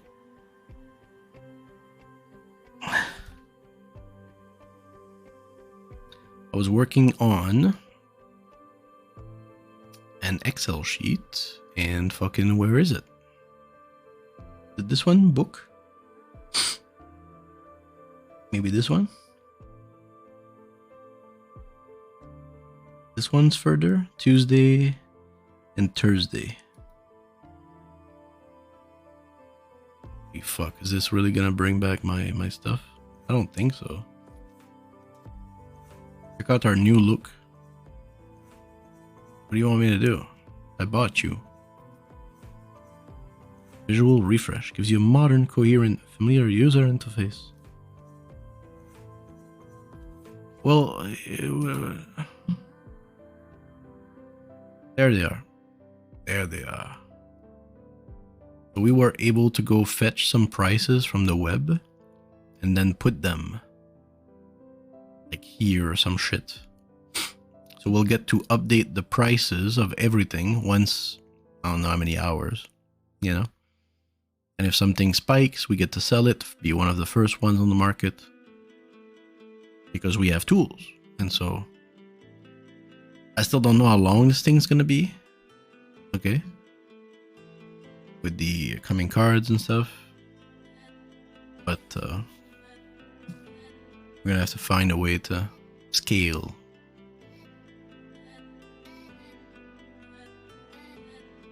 Maybe not scale if it's linear. A lot of work. A lot of work. What do? I go like here and I think I do like data. What do I do? Refresh? Refresh all? Pick. I think check here and these will change. Okay, keep your eyes on here though. Alright, we're gonna hit refresh. Keep your eyes there. Fuck is this? It's okay, it's okay. Connect, don't worry about it. You've disabled my stuff.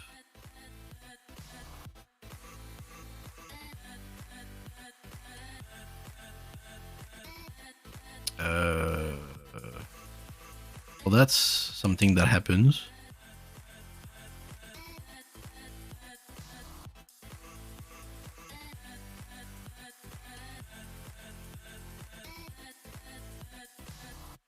Yeah, it's not perfect. Oh my god, what the fuck is going on? uncards to the game, I will cast Selfie Preservation. Ooh. This card is like Rampant Growth, but it actually only cares if the card has a forest in the art. So if you build your mana base correctly, this can fetch out any basic land. And I will go and find this island. Has a lot of trees on it. It's an island, but really it's just a big forest. It enters the battlefield tapped. All right, I'll pass the turn. All right, untap and draw. I will play a fancy swamp. Everybody's fancy but me. Get fancy. Luxury suite. That's luxurious. It's literally as luxurious. luxurious That's as it very gets. fancy. All right, I will tap these friends and play bingo. Oh wow, you're playing bingo. I am playing bingo. Okay, this is a crazy card. Seems very scary. This can be a 10-10 trample? How soon is that gonna happen exactly? I'm looking at the cards in my hand. I'm trying to figure out what CMC I should play, what I should avoid. This is gonna get confusing. All right, I will draw.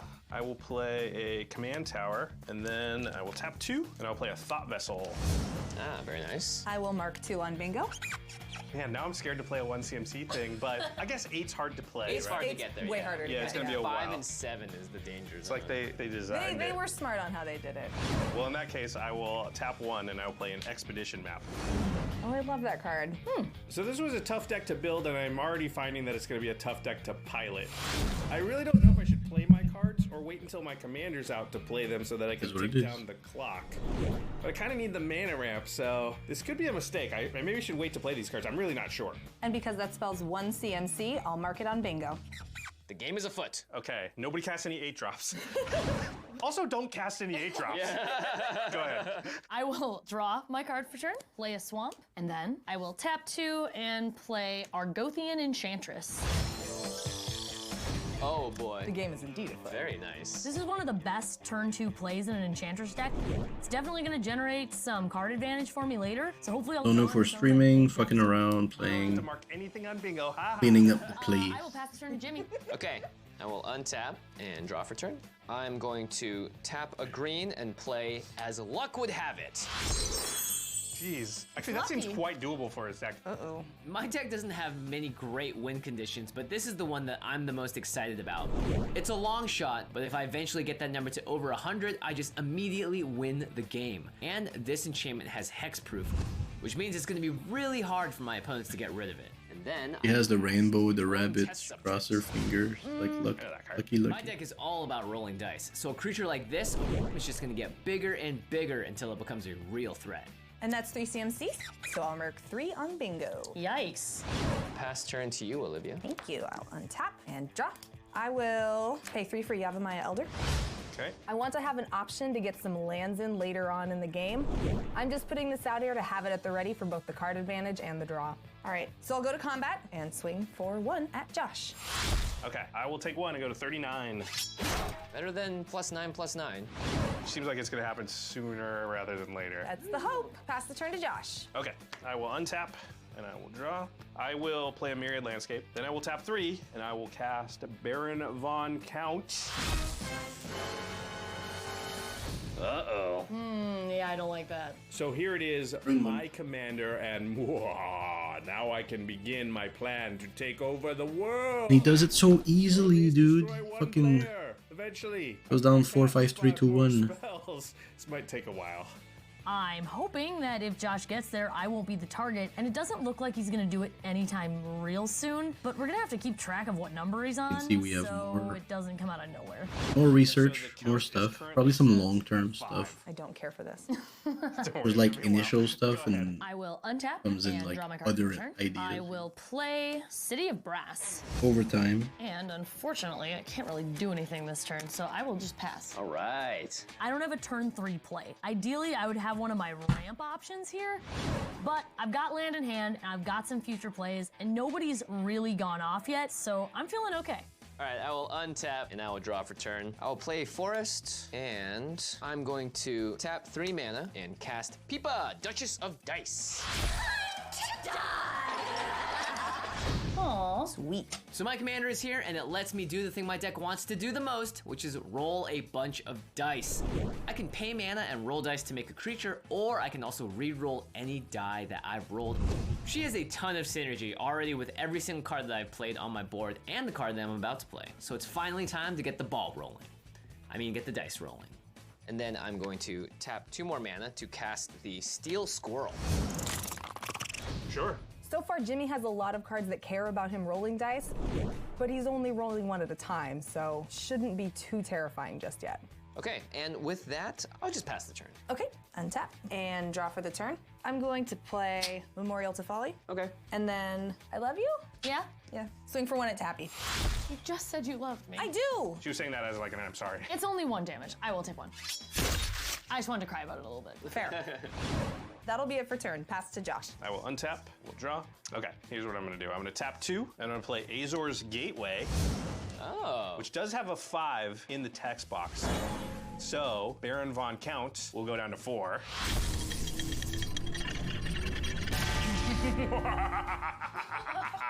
He's like a mix between Dr. Frankenstein and somebody who laughs like that. So Dr. Frankenstein? Yeah. This is one of the better cards in my deck because it's a low CMC card with a 5 on it, so it gets the count going. And it also gives me the ability to cycle through my deck and look for 4s and 3s and other things that I need. So this is the perfect setup. Go ahead, Sydney. Well, I don't have anything to untap, so I will just draw my card. Okay. So I will tap the mountain, the swamp, the forest, and I will tap City of Brass for white, taking 1 damage to play Smothering Tithe. Oh. Hey! Boilberto. Smothering Tithe is an enchantment, so I will draw a card off of our Gothian Enchantress. Nice. How much does Smothering Tithe cost you? Smothering Tithe costs 4. Oh! Oh, man. I'll mark it on bingo. Ugh. Smothering Tithe out early is great. We've still got 3 other players, so potentially every time it goes around, I'm gonna be getting at least 3 treasures. And I get to ask the all-important question. Okay, I will draw. Hey, Jimmy, you gonna pay 2? I will not pay 2. You can have the treasure token. Cool. All right, I'm going to tap 3 mana, and I'm going to tap Pipa, Duchess of Dice, to activate her first ability. Okay. Cool. All right, now I could be doing this at instant speed, but I have all these cards on my battlefield that want me to roll dice immediately. So if I get a 5, that's gonna be great. It's gonna pump my other creatures. If I get a 6, oh man, 3 mana, 6/6, my creatures get buffed. I also get more counters on as luck would have it. That would be perfect. So I'm gonna roll a dice, and I'm gonna make a die creature token equal to the result. Uh-oh. Roll a 1. So you made Good a 1-1? answer, good answer! All right, well, I made a 1/1. But that means as luck would have it, also gets 1 luck counter. Sweet. Yeah, I guess it's just as likely I get a 1 as I get a 6, but it sucks. Anything else would have been better, actually. Literally anything else. 3 mana, 1/1. Not so great. Sorry, Jimmy. Jimmy's luck on game nights continues to be awesome. And then I'll tap 2 blue mana and cast Aura of Dominion, targeting Pipa, Duchess of Dice. All right. Very cool. So rolling a 1 on that dice wasn't perfect, but at this point on my board, I am all set up. I can untap my commander a bunch of times, I can roll a ton of dice and then get counters and power on everything. So I'm feeling really, really good about my start. And then pass the turn to you, Olivia. The thing I notice here is that Jimmy misses his land drop for turn, which seems particularly bad for his deck since it costs mana to activate Pippa and get the dice rolling thing going. So this doesn't bode well for him, but it's pretty good for the rest of us. On your end step, I will sacrifice Yavimaya Elder. I'm gonna get a swamp and forest, put them in my hand, and I'll draw a card from Yavimaya Elder dying. And unless you're gonna pay 2, I'm gonna make a treasure. Treasure's all yours. Thank you. And untap, draw for the turn. Gonna pay 2? Not gonna pay. Cool. So, I'm gonna play Swamp, and then I will play Side to Side. What? Is arm You wrestle? and target opponent arm wrestle. We're about to have the first ever game night arm wrestling Hey! Who are you picking? Because I'm ready. See, this is why silver bordered cards are crazy. We're about to have an arm wrestling match in this game. Olivia, let's do this. So here's the thinking. I'm not gonna choose Josh. I could choose Jimmy. I could probably take him, but there is some risk involved here. So that leaves Tappy. Hi, Sydney. Oh no. All right, well, this is an absolute first for game nights. We are about to have an arm wrestling match. May the best player win. Attention, Planeswalkers! Spellslingers! Children of all ages! It's time for a showdown of mythic proportion. In the green corner, Olivia Gobert Hicks! So So listen, Sydney's my opponent. It's gonna be easy. I'm not gonna break a sweat. And in the red corner, Tappy Toe-Claws! Arm wrestling is not all about strength. There's a lot of skill and finesse.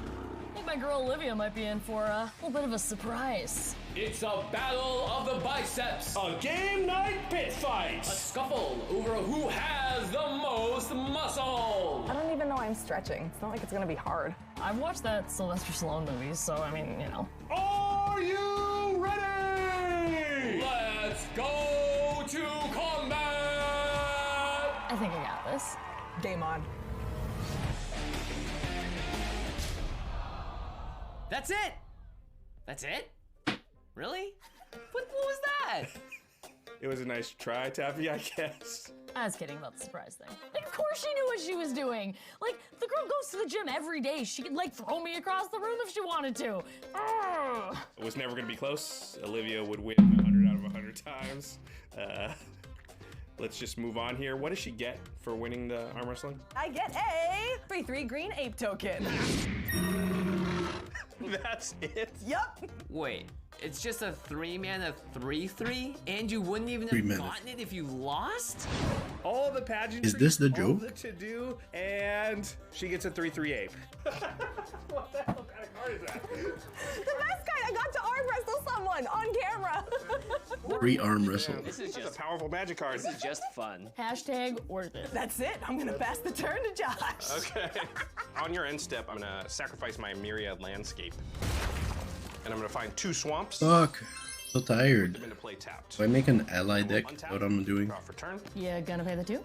No, you can have a treasure token. Thank you. At least I got that going for me. Yeah, that's which is nice. All right, I'm gonna start out by tapping the Azor's Gateway.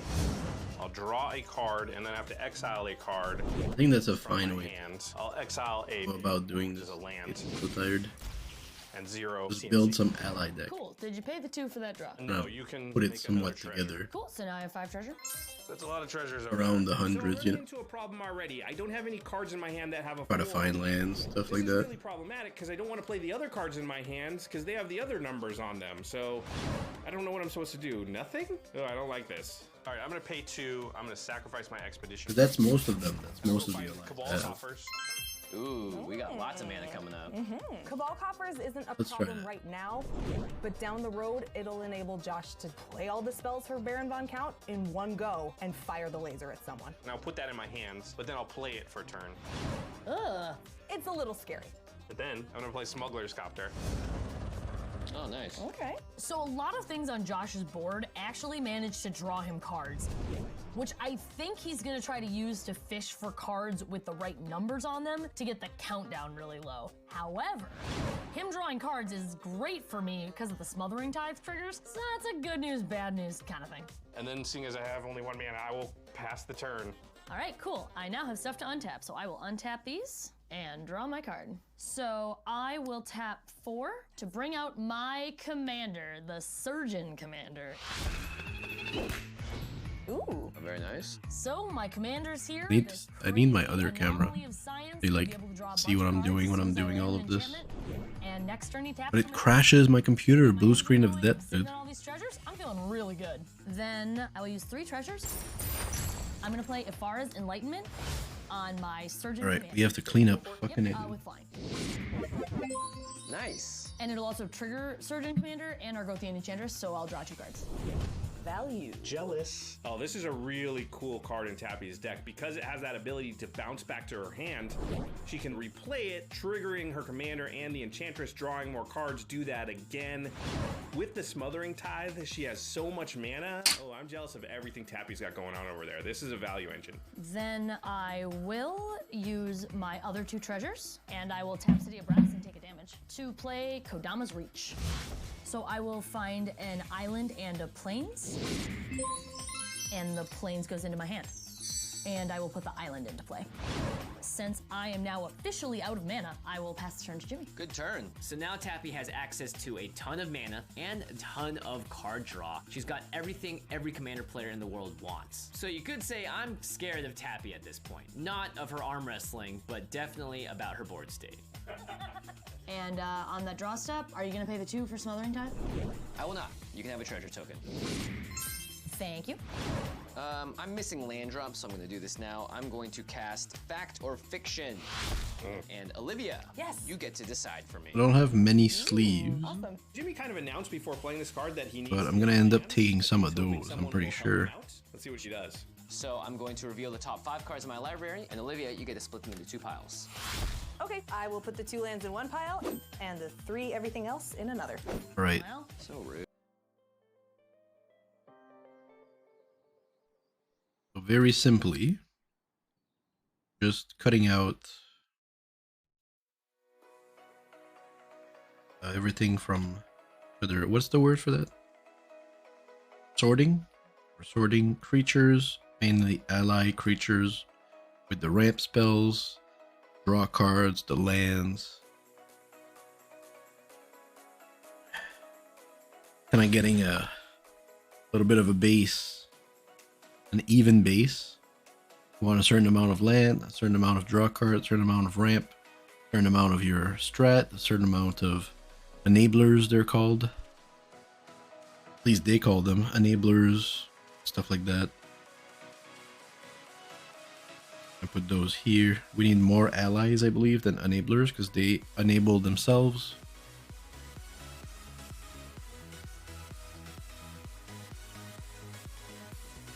Let's fucking go.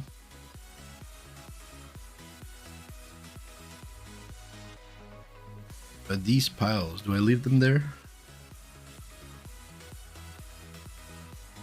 They don't really add to anything, but they also don't take away from anything because I just need this.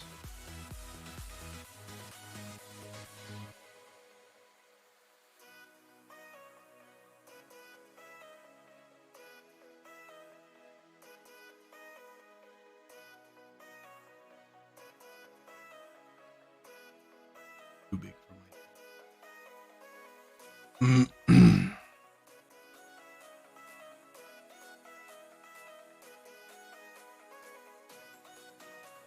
Allies. I think I'm gonna cut out, like, start a pile of high casting cost allies versus low casting cost. Because low casting cost, you wish you could play 2 allies at once in one turn.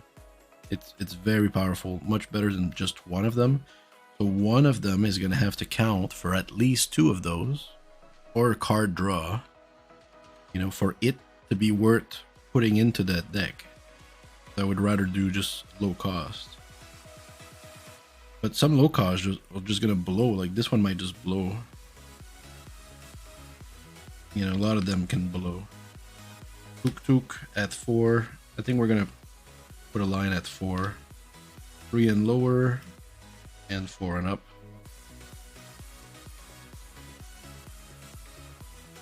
This is ally production. / enablers. This aside. Have the allies, the enablers, the stuff. Low casting cost allies. They're probably gonna be really like good enough. Enablers, allies. I count this as ally because it puts a certain amount of allies, but it is going in the 4 slots.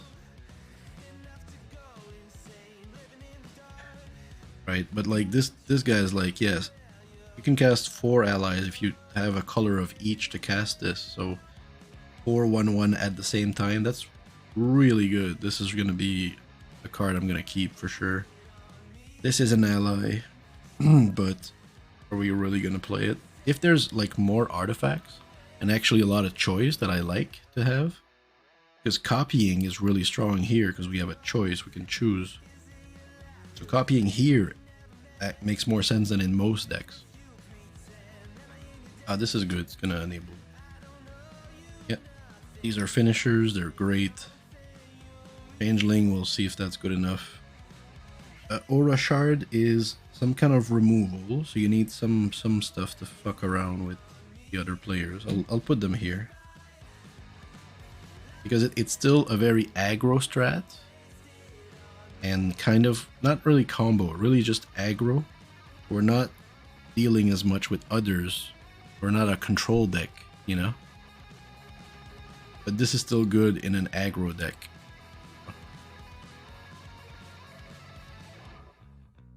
Enablers, probably not gonna play this, but this is good.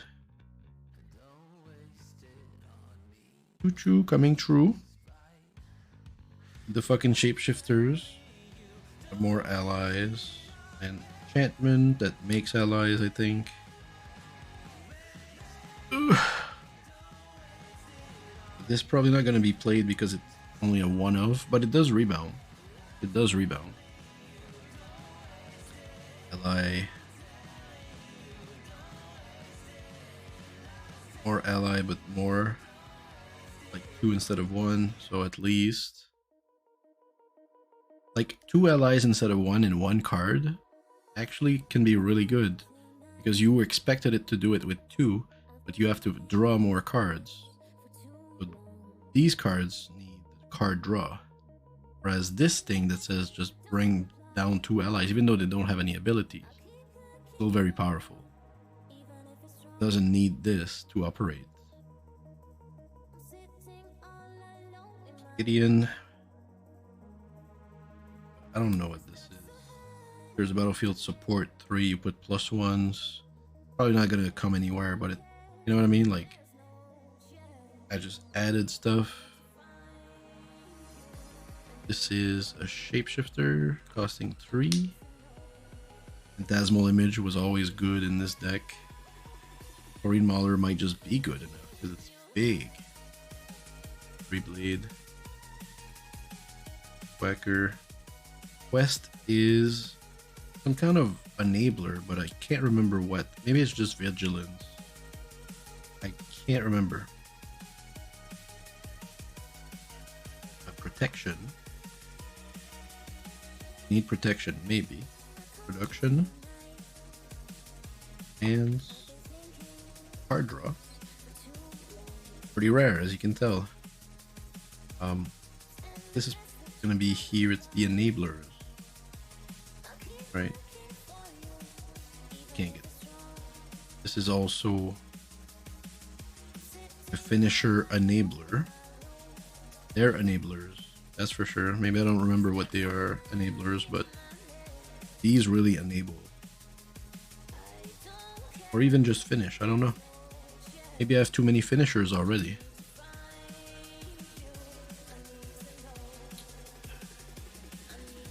What is this pile?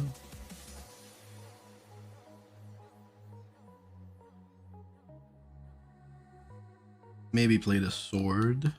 Does bring allies.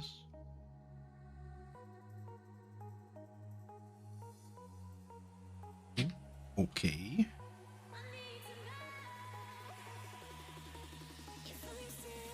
Pacifism. These are a bitch. Put them on a creature again, they can't attack, can't block. These might see a comeback. You know. They're really a pain. Because you get to only pay 2 and stop like the biggest threat. You know, put that on Tarmogoyf. You know what I mean? Pacifism on your Tarmogoyf. There you go. Can't attack, can't block, can't do shit.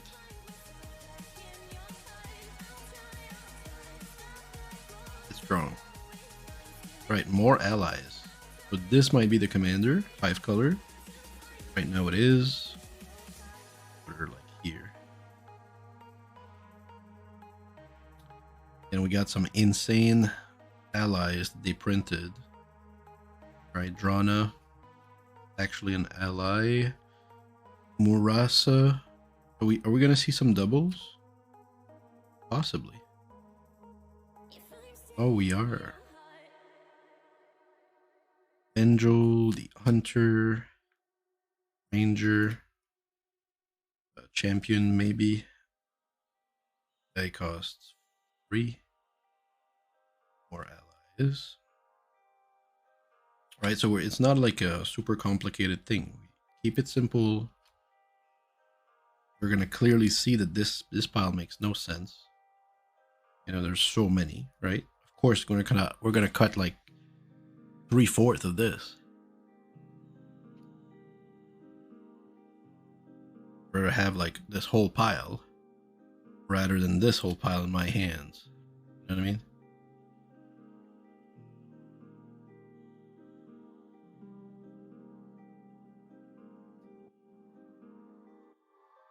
Whenever a creature attacks, put a 1/1 ally. That's pretty good.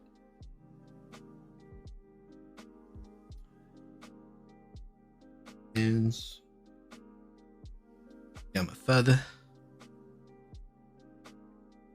Return any number of target ally with convert mana cost 8 from your graveyard to the battlefield. Maybe.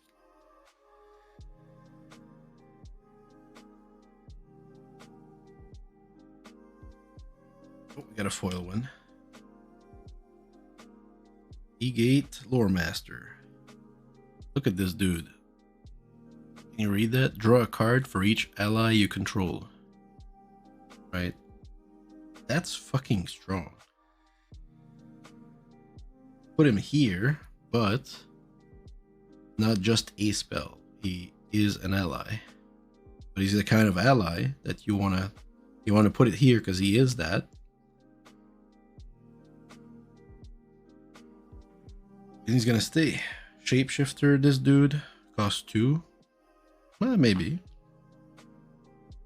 This thing can only create mana for creature spells. Not so interesting when there's like other things going on. It's really not gonna ramp anything. You can't use it. Probably not gonna stay anywhere.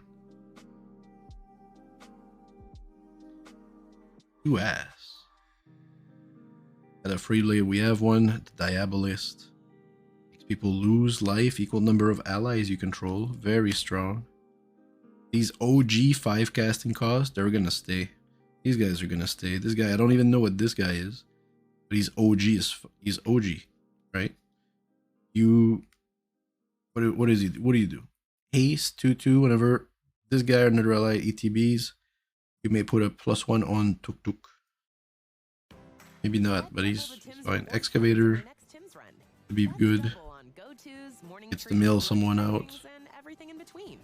But you needed like 3 of them on the battlefield. 3 of those on the battlefield with more allies, you can deck someone. You can really deck someone.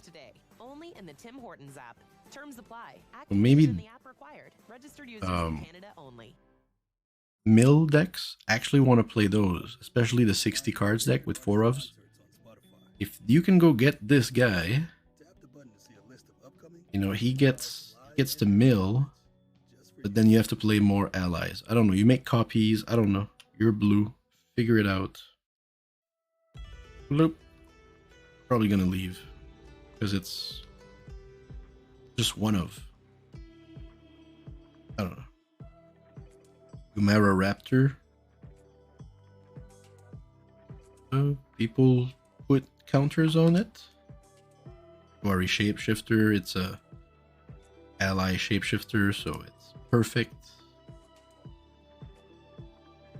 The Druid makes mana. Cost 2 for each ally you control. Fucking bullshit. In Icon of Ancestry, I don't know what it does. Vanquisher draws you cards. Oh, okay, cool. What is that? Dromoka's commands? We'll see. This we have Bruce. Bruce an ally. Some extra lands, okay.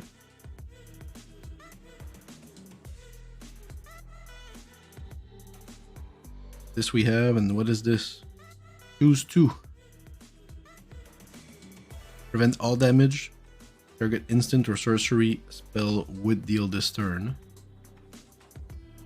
By the way, why can't this like focus?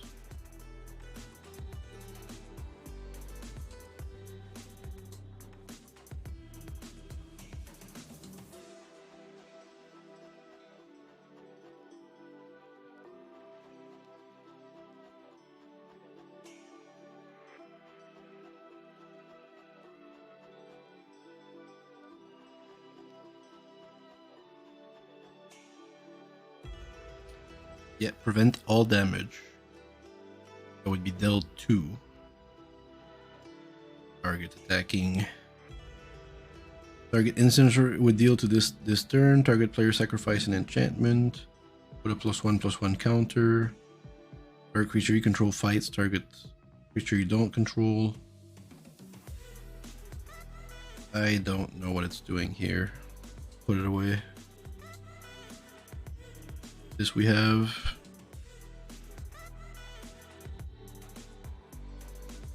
Okay. So we are missing lands, missing some answers, missing some card draw.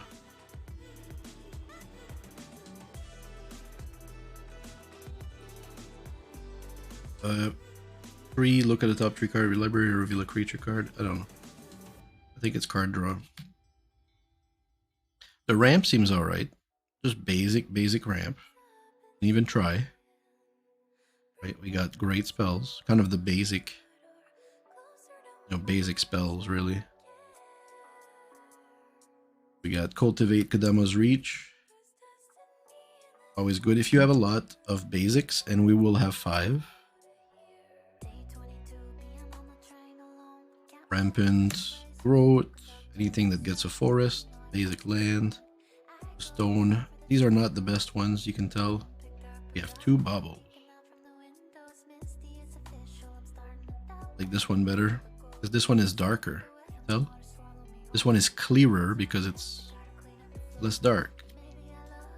Signet, Soul Ring, easy. These are the enablers. There's I think there's too many. 3, 6, 9, 12, like 14, 15. Too many. So I don't know if this is good. This is good if they destroy my creatures a lot, or if I block with them a lot. You know what I mean? And I probably will, because people know like this can kill them. So they'll attack me and make me block, unfortunately. Only the biggest ones, so I just get like twice the turns that I would get normally. So this might be good. Oh, a double. I think the claws are really good, because when it attacks, so if it's a flyer 1/1, it makes more allies. It's worse than proliferate. It's like I hit you with this flying 1/1 or 2/1. I make an ally and just do more shit. I think this is really good. These, no questions asked. I think maybe Brago will come out. It's like too much or overkill or too redundant. This I have Fawn's Memory of. 5 tokens. So yeah, it should be enough to kill someone. So if it's not enough to kill someone for 9, then I don't know, maybe just a single copy, maybe not even. Play. And Harmonicon, I think, is going to be an all-star in this deck. Quest of Renewal, I can't remember, but it's low cost. We'll try.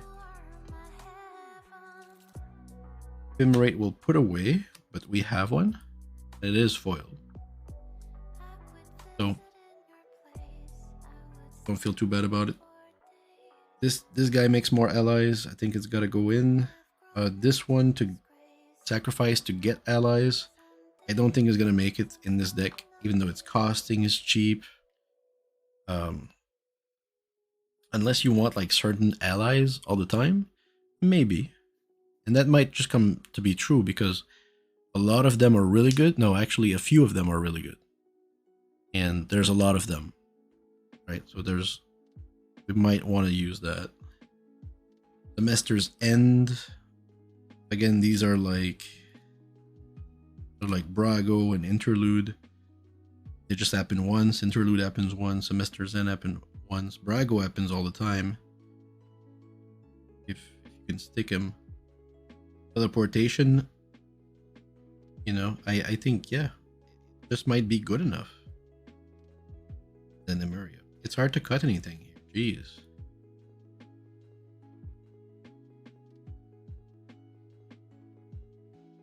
$11, and they all mostly cost 4 and 5. I keep that in mind as I move to this pile. Right, so these are my enablers. They can come in after a few of these, but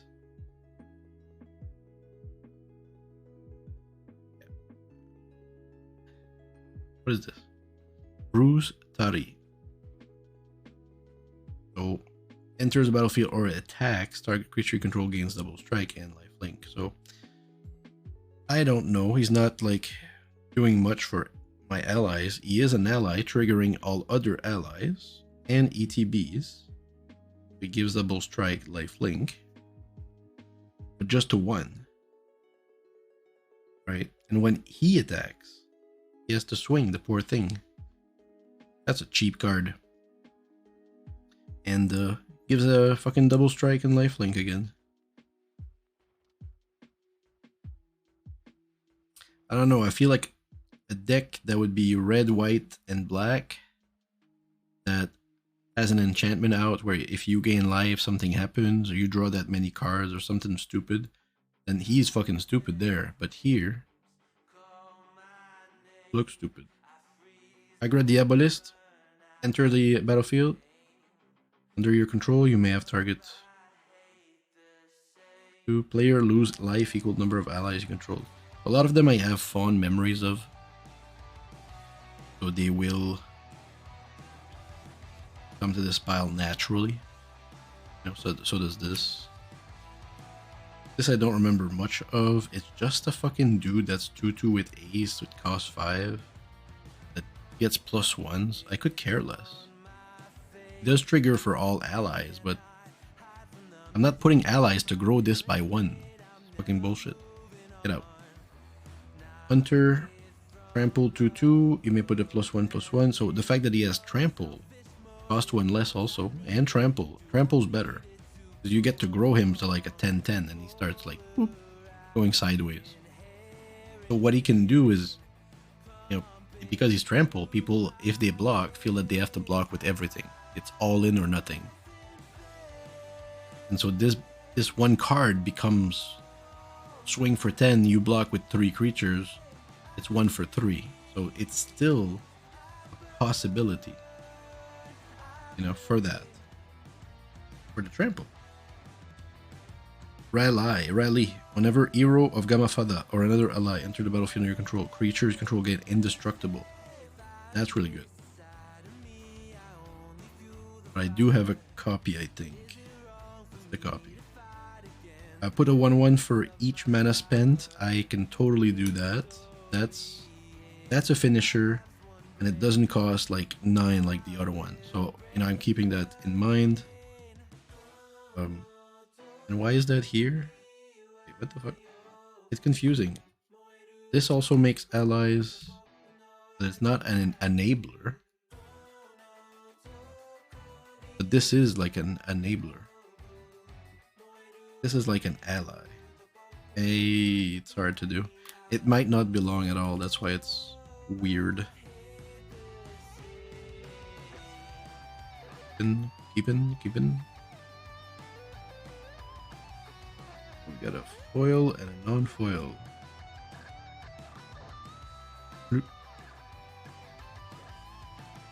So I'm reading them because I don't know them. This one I don't know. Whenever Warcaller and another ally enter the battlefield under your control, creatures control get +2/+2. That's interesting. They can all get like +4/+4. Or I can play something else and they get more. She's interesting. They're gonna come out. She's a high cost. She doesn't do maybe enough at first. But she's interesting. Creatures you control gain double strike. Thank you very much. You know what I mean? Like, what do you cast? What do you cast? Right? You cast this or that. Imagine you have both in your hands. It's turn 5, and there are 4 allies on the battlefield for some reason. Cast this, this. Right? Let's see. This one, when this one or another ally ETBs under your control creatures you control get +2/+2. She comes in, she boosts your other 4 allies by +2, so that's a total of 4/+2, 8 damage, and 8 defense, so it means you can swing. She's a 2/1, so small. And this guy comes in, dead. He says whenever him or another ally ETBs, creatures you control get double strike. So they're probably already like 2 something. Maybe they're 3 something. Maybe not. I have to check. But like, then after this, if you put another ally or 2, they get +4/+4. Whereas him, if you put 1, they get double strike, which is also good. They don't get more. You know what I mean? That's true though. This one scales. This one doesn't scale. You know? Can't give multiple double strike. Not gonna do shit. But it is strong when it happened. So, very interesting problem. They both feel equally strong. This one seems to scale much more than this one. Like in a deck faster where 5 is the most you're gonna pay? Nope, possibly, yeah. Because then all your stuff is double strike and let's go, you know? But when you want to play 9 turns, or this is interesting.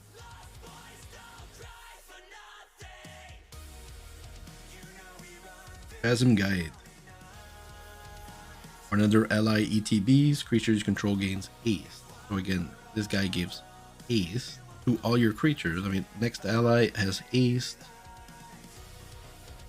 It's like too much mana. You know? Or just like one ability.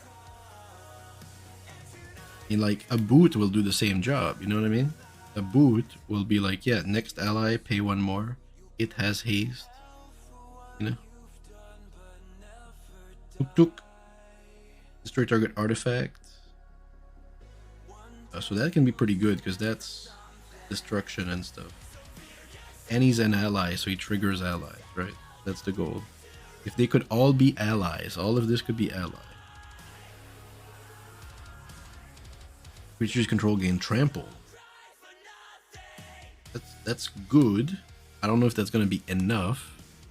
Because, yes, if your creatures are 8/8s and 13s and they don't have trample, you know, you're going to end the game at some point. Or they're going to end the creatures. Whereas if you have trample, you're going to go through most of it and end the game anyways. But they need to be 8/8s and 10/10s. They're not going to be 2/2s and 3/3s with trample. Who gives a fuck? Yeah? Like, so, and I don't really have ways to boost them other than a few cards that can do that. They mainly do abilities. I'm going to move it away from now. For this guy, for example, him or another ally ETBs, you may put a 2/2 wolf. If you do put a +1/+1 counter on him, he makes wolves and he grows himself. I think it's a lot of power, you know, compared to, what was the other one? That's like 3 power every time you put an ally. You get 3 extra power, right? Greyfeld Hunter. Trample. I put them here, I think. Thought it was a mana crypt. I was so happy. Kabira Avengel. Choose a color, gain protection from the chosen color. So this is really strong. Because you give your allies protection from any color, and then you just swing. Or instant speed, block, as you instant ally. Very good. Brasso.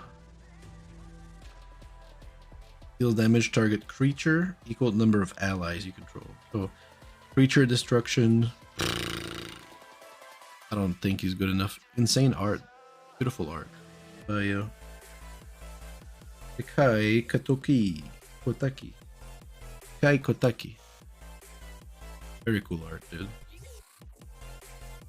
This guy relieves. He's relieving himself, supporting 3 +1/+1 counter on each of up to 3 other targets. Like he will boost. He will do what allies don't do. You know what I mean? He's gonna boost a little bit everyone. For what? There's no double anything. You can't +1 anything. Not gonna cut it. Gideon. He does put an ally for 0 every turn, so he's like this. And it's a 2/2 ally. Until end of turn, he becomes an ally. 5/5. He gets affected by allies. It's like a way that Gideon has never been played before. This is literally it. This +1, he's never seen this deck before. It's been 10 years in the making. And then creatures get +1. He actually gives my creatures what they need. Crazy. Probably gonna stay. When you gain life, each opponent lose 1 life. Whenever you gain life, each opponent lose 1 life. When am I gaining life, dude? How you doing, Cliff Heaven Vampire? How you doing? When am I gaining life, bro? When am I gaining life? Like, there's some cards that do that, but like, they had to just put like half of what he does because it would have been too good, probably. Well, I don't think I'm gonna keep it. It's kind of a unique effect. It's kind of a strong effect, frankly. Yo, where's my pile?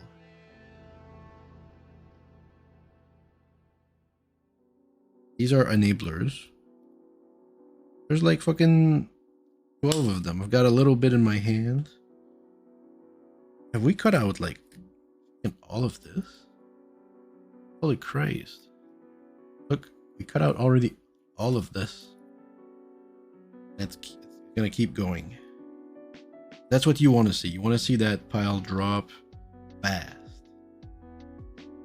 Fast.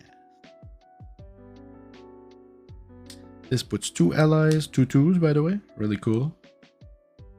I like this a lot. It doesn't make you very much often 2 2s allies. These guys have a hard time getting 2 power. Tap, and untap the ally you control. Put a +1 counter on each creature you control. It's an ally. What is this guy? Ambush Leader. 2015. Core ally. For 4, 3/4. What do you do? What do you do? Man, why is my camera so ass? I'm getting a refund. Munda Ace 3/4. Whenever Munda or another ally you can enter the battlefield under your control, you may look at the top 4 cards of your library. If you do, reveal any number of ally from among them. Put those cards on top of your library and the rest at the bottom. Kind of like filtering the library for allies, which is, I don't know, it seems a little too focused, a little too not focused, but there's other things you're willing to do, like put lands and shit, you know. But then if he filters them before you draw them, you know, with something else, then I think that can be a real threat. So let's put it here for now. Elidar Retreat.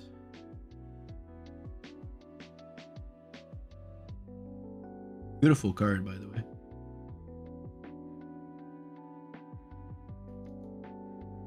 Gorgeous card.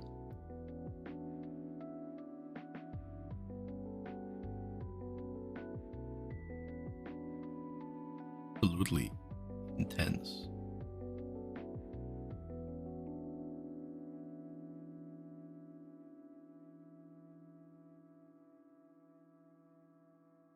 The light doesn't give him justice.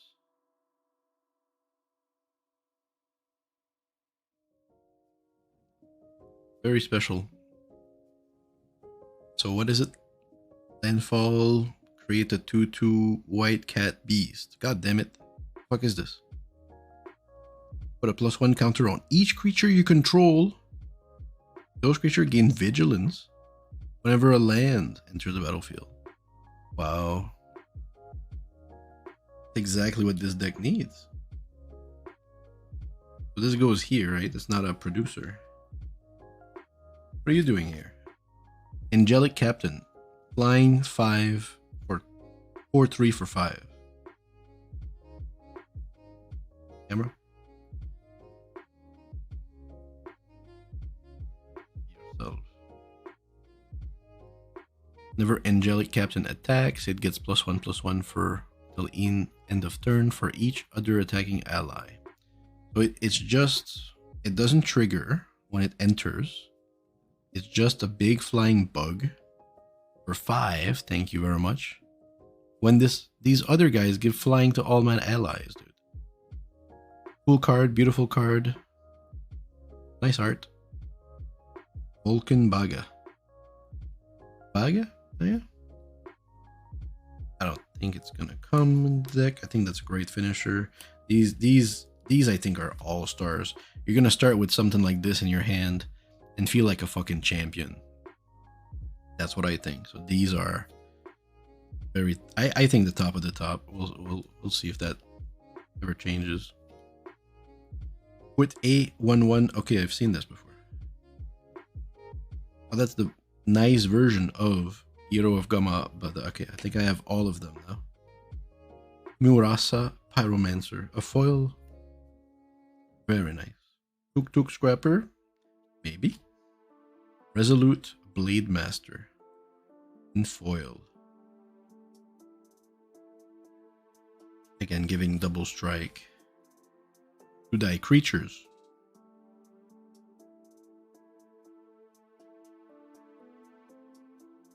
Up the stack.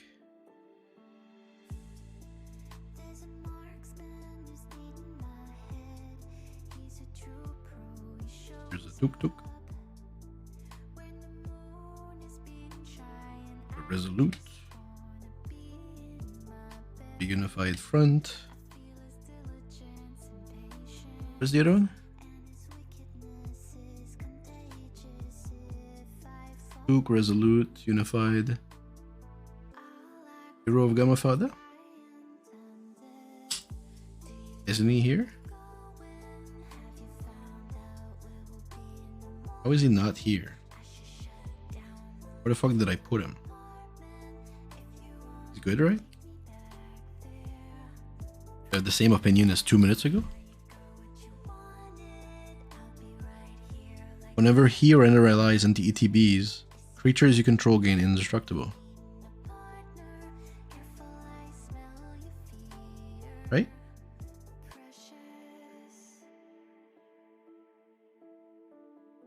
Chat, why am I not playing this guy? Right? Why? Because 5? This guy's like push through, dude. Just push.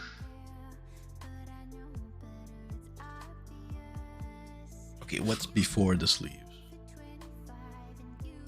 Spells, my friends.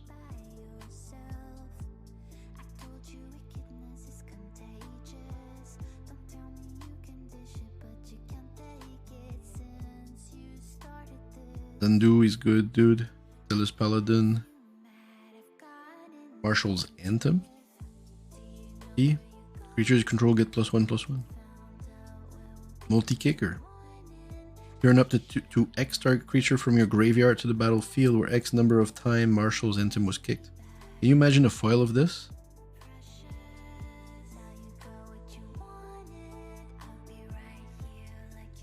Do Cleric. Right, we haven't seen Undo Cleric.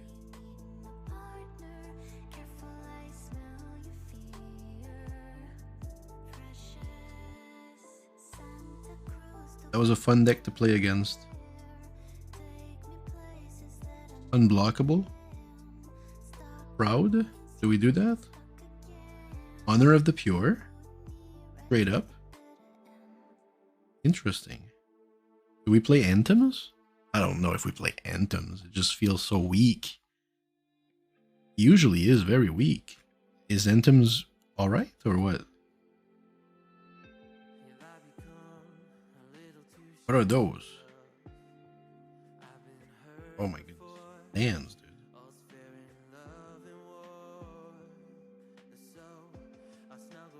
Gamer. Ariuk Skyshipper is fine. I think Alamar Depth might be good.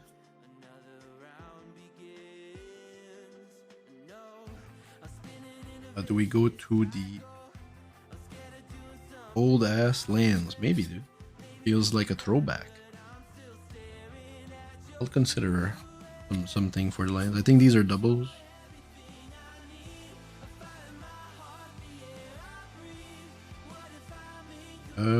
Return a land you control to its owner's hand. That's tempo. Diminish. Target creature becomes 1/1. That's a bummer. Into the Royal. Return target permanent, null and permanent.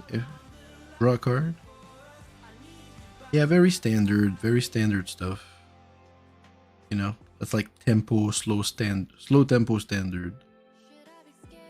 Reveal cards from top of your library, so you'll reveal a non-land card, put all card revealed this way into your hand. So you put a lot of lands, or you just draw a card.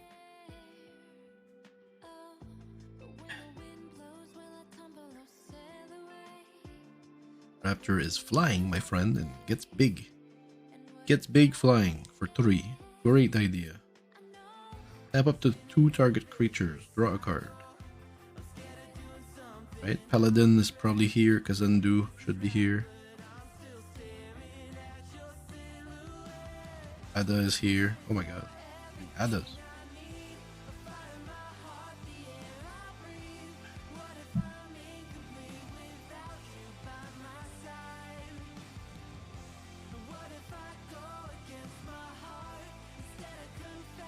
That's why this deck was hard to play against. It played a bunch of small things.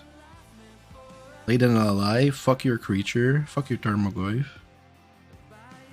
Play another ally. I'm gonna go through now with fuck this enchantment.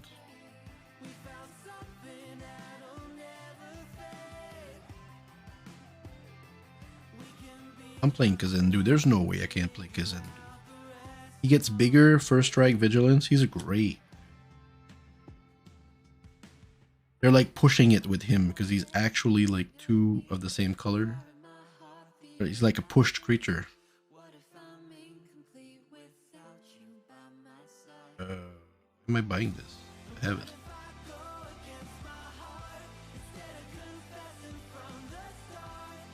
I think I have an Oran Reef. I think we've seen that.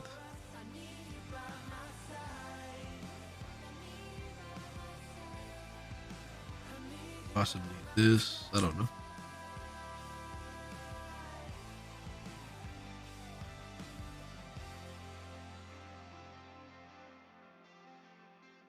Why would Undo Cleric be here? I already have it.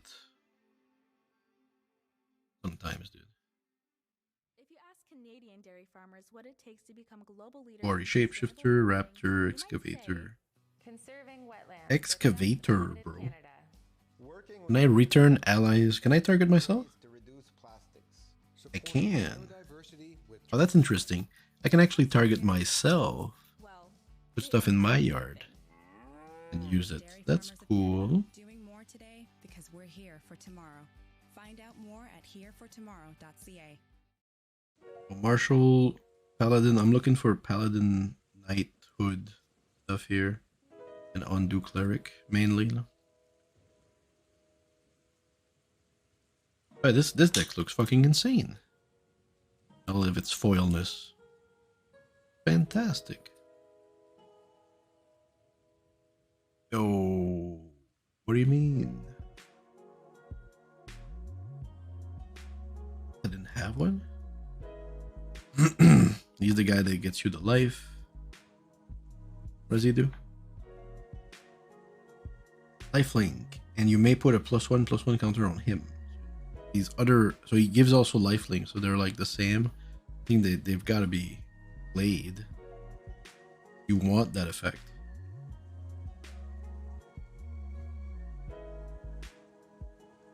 Add the free bleed.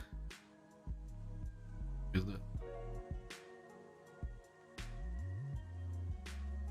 I can already tell, like a deck like with just these that just keeps drawing cards and just casts like stuff that costs 2, 3, get mana for free, cards.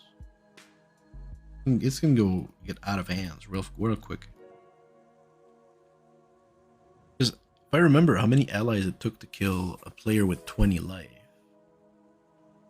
4, 5, sometimes 6.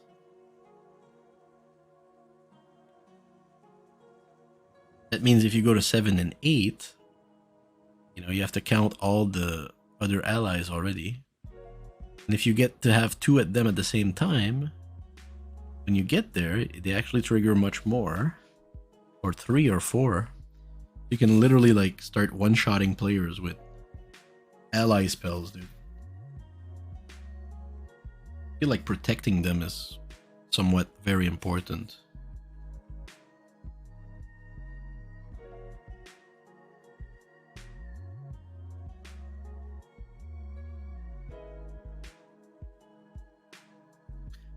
Wow, I mean, honestly, it's coming along pretty well. Pretty surprised by just the awesomeness. These cards. They're really like something. Quite the throwback.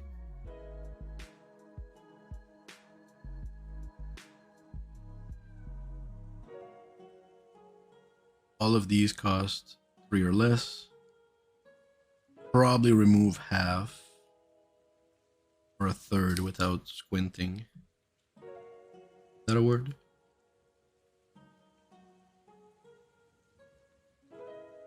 Like just these 3 might be enough.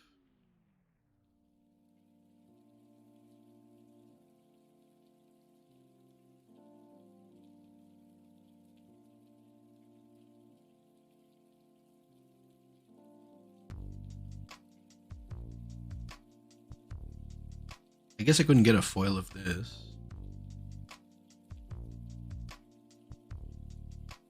Fucking off. Creature gains double strike.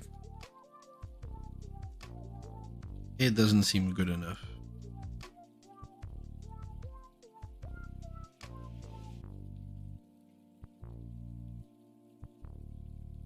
What else do we have, man?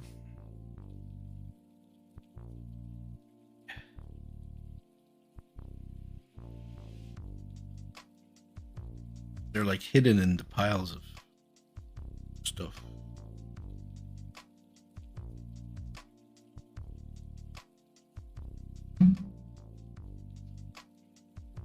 Anything here that's worth it? Yeah, passage. What is this fucking pile? That's dragon. That's dragon.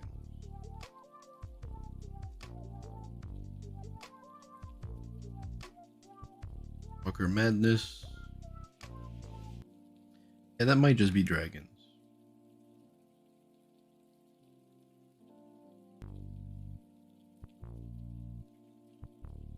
Tutor, if I need to tutor here, I'll put some stuff.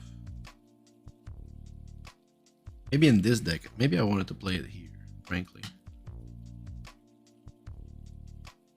Triomes if I don't have them.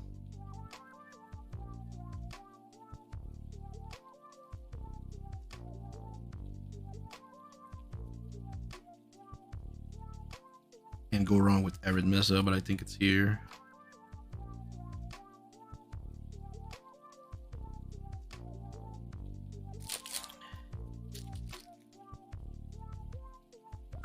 I think I have those stuff. I think I wanted to play that. Copy. It does come with a +1. I don't know if it's strong enough. 4. You know what I mean? It's just a copy. But if the copies are that good, I'll, introduce it.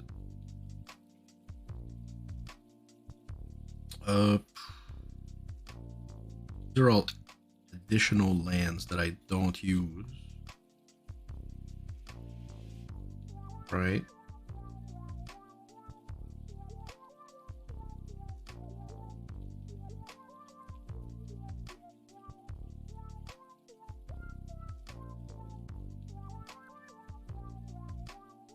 I have better than this, I think, but thing here, maybe the Exotic Orchard.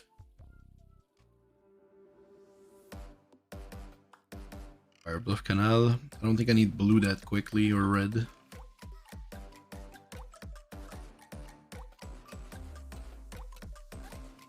No dragons? This.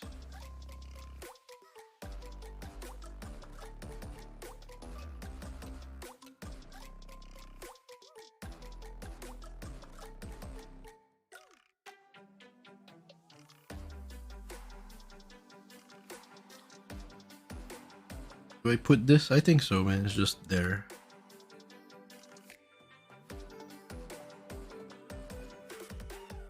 Here.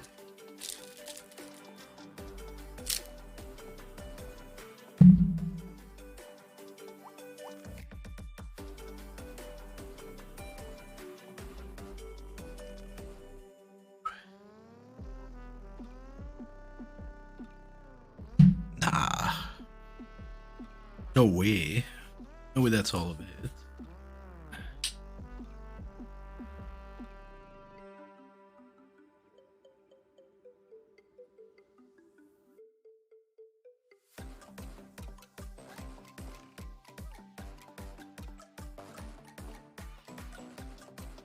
I have like one extra box of stuff I could put though. Some staples.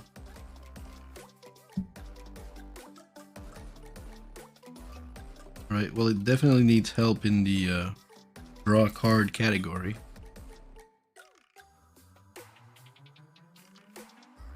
Possibly tutor. Answer. Mana's pretty good, but we'll see if it has its own. But these are like a lot of fun to fucking think about, but these two packs clash together. You know, these ones are allies in addition to what they do, but you can't go around with like that's like 20 cards worth of what should be enablers, you know, at this kind of cost.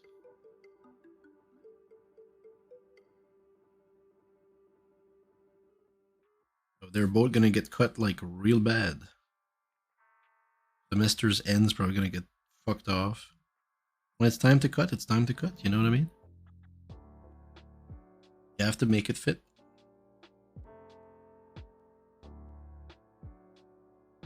So I think literally these three have the same effect. Exile any number of target creature you control at the beginning of the next step. Return those, each of them into the battlefield. Under the owner's control. Each of them enters the battlefield with an additional +1/+1 counter. If it's a creature, etc.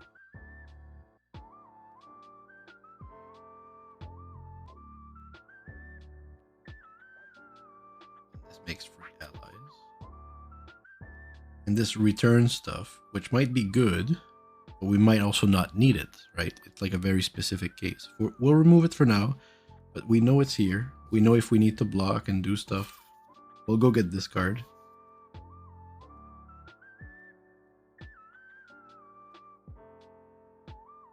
Int him with the +1. Returning from the graveyard, so the same thing as this one. But int him.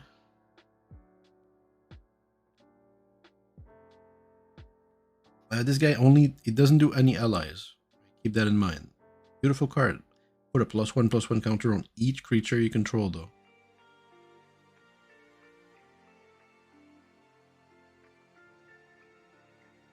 With a landfall.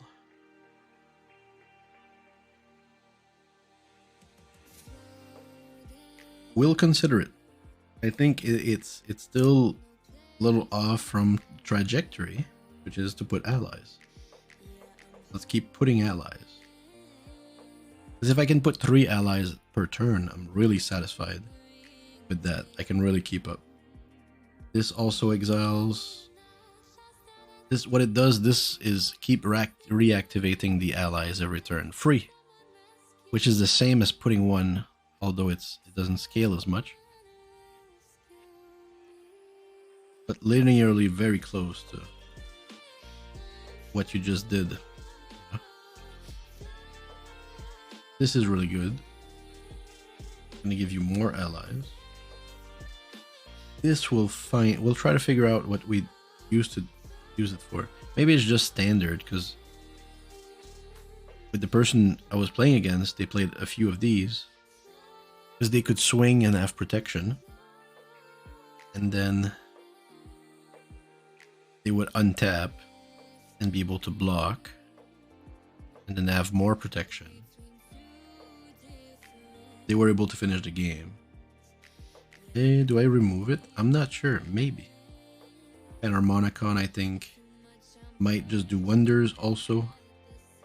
And Rights, I do think it's going to be too much compared to the other ones that we have. Where are they?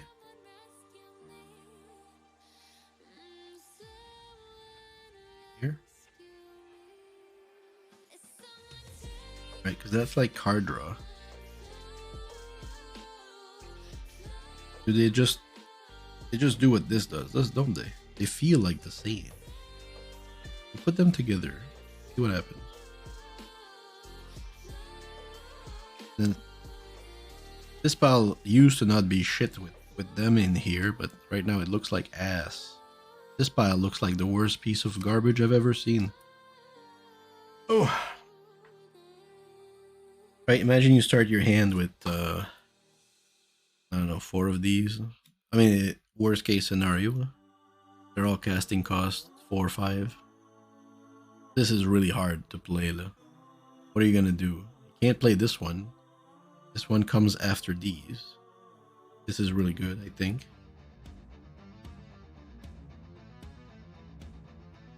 Tuk Tuk will help you destroy artifacts. Which is useful if you don't have any of these. But like, nobody has artifacts. He didn't see much play. Plus, he's not like combat focused. He's like artifact focused. Resolute. And this dude. One of them is right.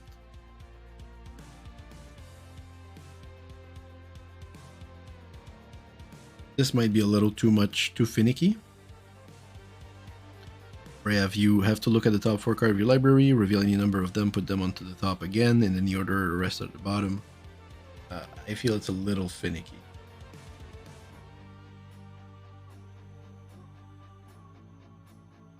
Alright, so someone is right here.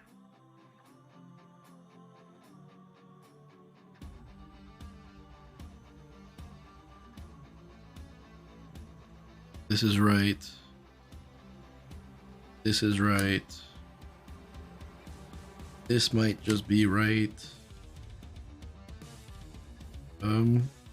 This is a 5. Again, it's part of the finishers. Whenever you gain life, each opponent loses 1 life. Whenever you gain life, each opponent loses 1 life. This is pretty bad. Like, even if you gain 10 life, they all lose 1 life. That's ass. Turn Timber. Turn Timber, dude. He's good. And he used to be able to close a game because you start having 2/2s which can block and keep swinging with your allies. But he was totally able to do that shift of like, I'm building and now I'm attacking and blocking. But is he 5 casting cost good? I don't know. I don't know, because the plan isn't the same.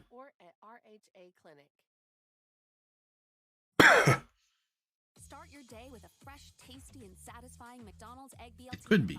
A freshly cracked egg, bacon, lettuce, and tomato with 16 grams of protein. This possibly Greyfelt with Trample, possibly, but I do feel like an artifact that gives Trample would be just as good in this deck. This guy will draw you cards. I think that's fine. Make you lose life. Give double strike. I don't know, he feels odd. And he's confusing. That when he attacks, which is fucking confusing. When... What is it? When he attacks? Or another target? No. When he enters the battlefield, this guy, only this guy, enters, he gives double strike. And then he has to attack to give double strike. This is fucking stupid. File's getting a little nicer. I think one of these guys is right.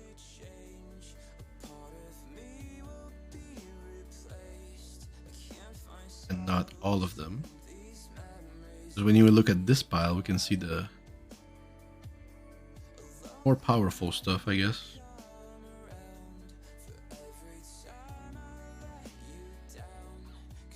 Some enabling, which is also part of the same slots. Here.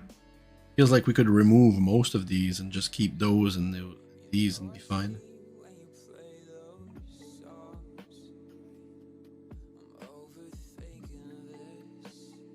We'll do a quick triage for these here. The feel that I know about them. So keep, not, keep, not, keep, automatic.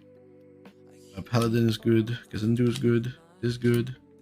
He's good. She's good. Maybe not. Maybe not. Maybe not. Their defender. Maybe not. In creatures control gain first strike. That's pretty good. Don't know it, but it seems good. Creatures you control gain lifelink. That's interesting. Creatures you control gain menace. Holy shit. Really? Dude. Archer deals damage target creature with flying equal number of allies you control. Might be good. Might not. Right?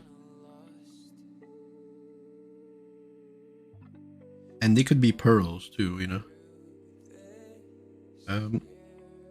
When allies come into play, people lose one and you gain one.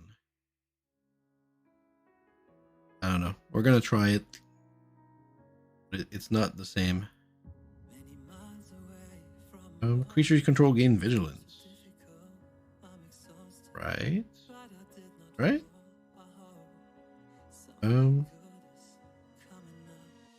When she deals combat damage to a player, put a +1/+1 on each attacking creature you control.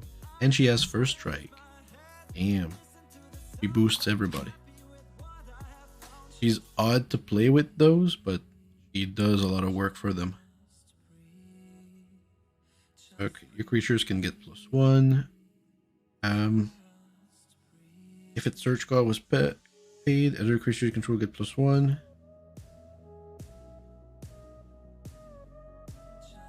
Okay, so you paid that much instead of this. Cool.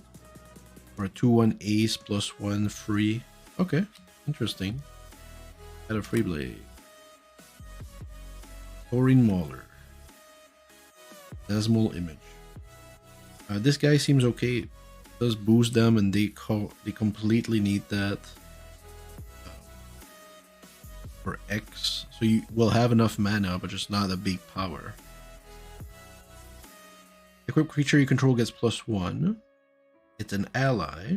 Whenever a creature you control die, draw a card. Interesting. I mean, there is no equipment. Okay. Creature gonna gain menace. We just saw that. Just saw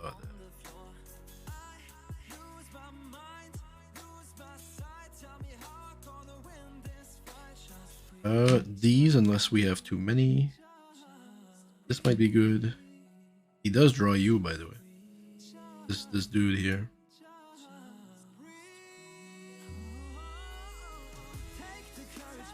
Maybe if I put it here. This guy wards you. Copies. I think we have too many copies, boys.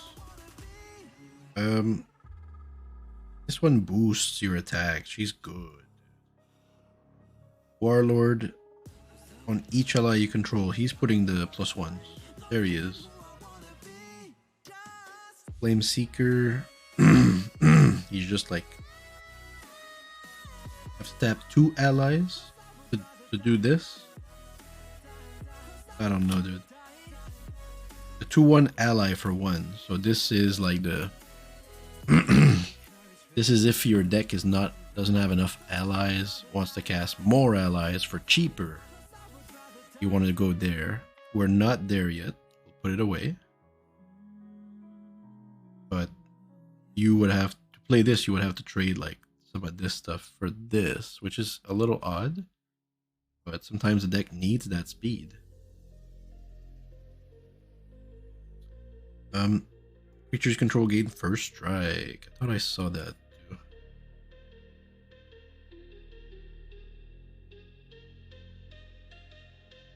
Entangler, friend, costs 5. Does this do?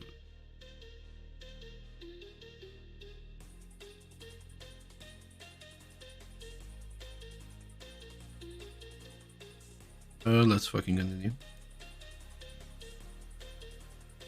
The Advocate, Elf Druid Ally. Vigilance 2/3. Is that a mythic? No way. It's a rare. As long as you control 6 or more lands. This guy and land creatures you control get +2.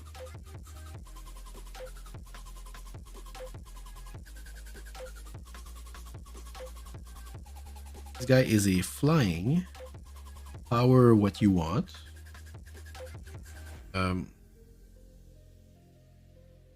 What the fuck is X for?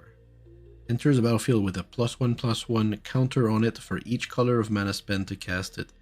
So in other words, it's saying it's gonna be a for 2 it's a 2/2. Okay. For 2 it's a 2/2 flying with +1s. For 5 it can be a 5/5. Okay, it is capped. I think I like the fact that it's a 2/2 for 2. Flying ally. A Beast Caller Savant. Add 1 your mana pool only to cast a creature spell. He is an ally. We will get to use it. Pretty rare you don't get to use it, I guess. You know what I mean?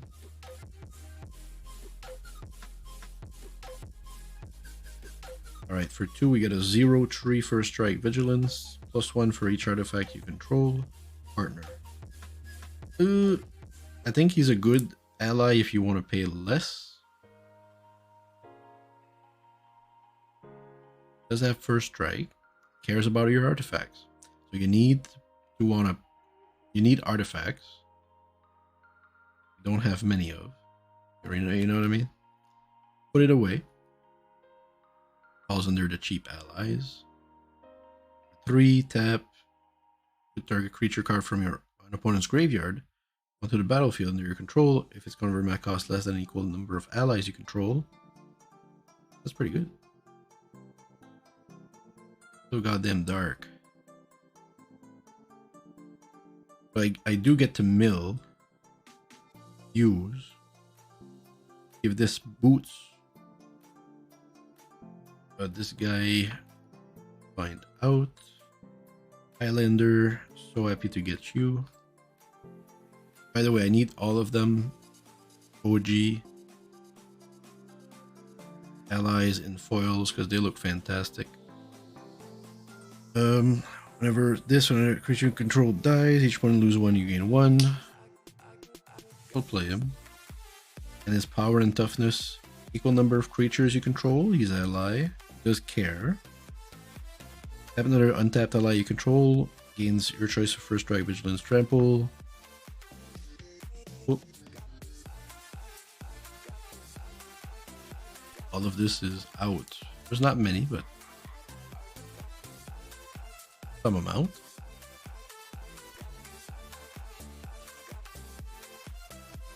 Christ, there are many.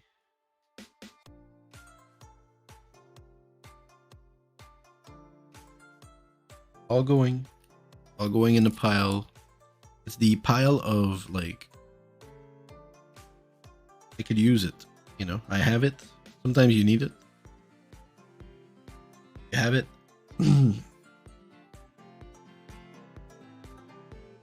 Alright, it's better, but this pile is too big. I can feel it. It's so big. Because these are the shit. I can tell. These are the fucking shit. These feel odd. Now, these can feel odd all you want, but you're gonna cast another one after this. Who cares? 1, 2, 3, 4, 5, 6.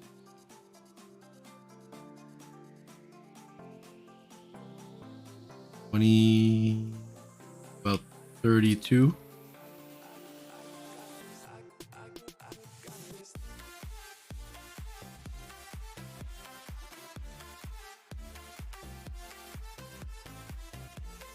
$32 is like the complete mana base.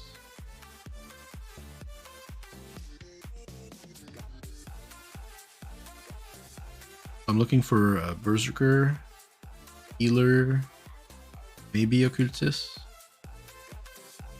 and the Blade World.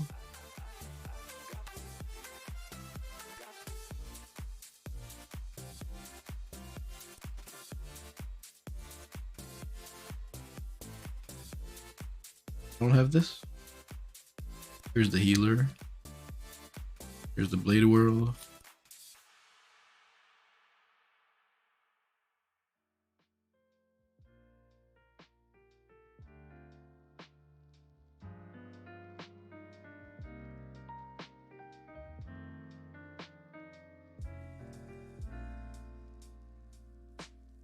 Thought I had the Berserker somewhere. Berserker. Nope.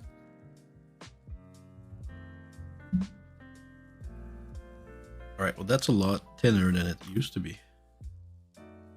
Making progress.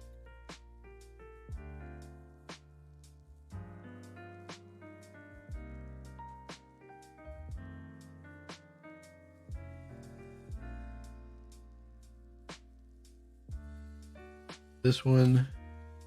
Warlord. Here. It's gotta be here. Is it the only one? Yep. Paladin is here.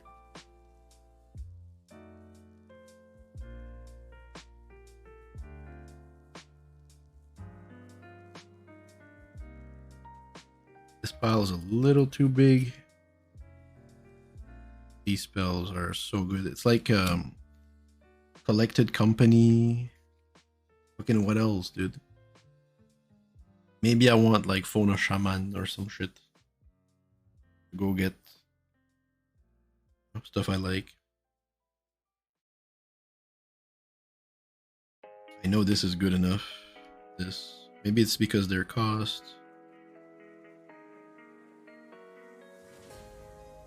I do have a feeling that these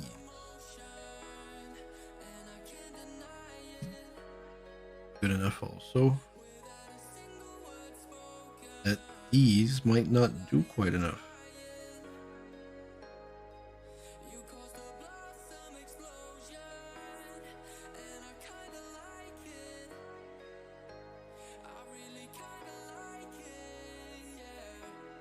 So this does the same as this.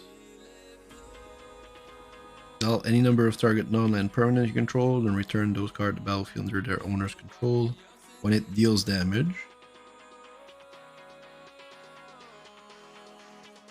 And this one is when you cast it. Right? Just once. But just like Eerie Interlude, right? It just, maybe you want to do it like so late that you actually don't want too many of them. That's a late as fuck spell. It is a late as fuck spell. That might be why. I like that it costs 3 because you get to play like 2 things and then cast this bullshit after that. Maybe those go out. This can be really good.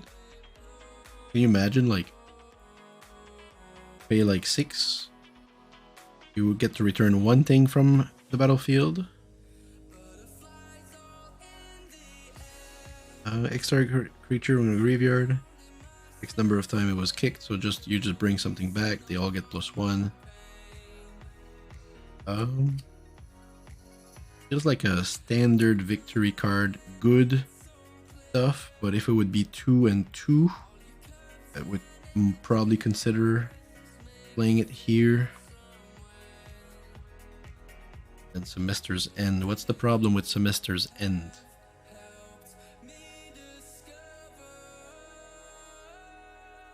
Return each of them to the battlefield under its owner's control. They enter with a +1. That's also good. Just like that. He flashes them. They all return with +1s. Instant speed. You can do it after combat kind of stuff. I think it's just the cost. The cost is just a little high. A good effect. You know?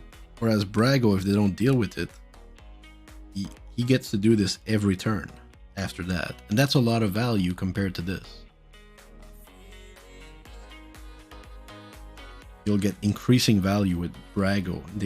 Brago becomes a threat by itself. That I like that because they leave the others alone. Deal with Brago, which is not even an ally. So, like this package right there seems good.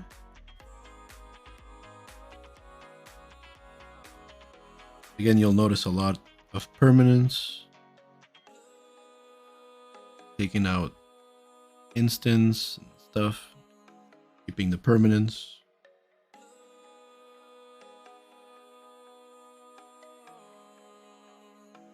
Looks pretty special. Looks different.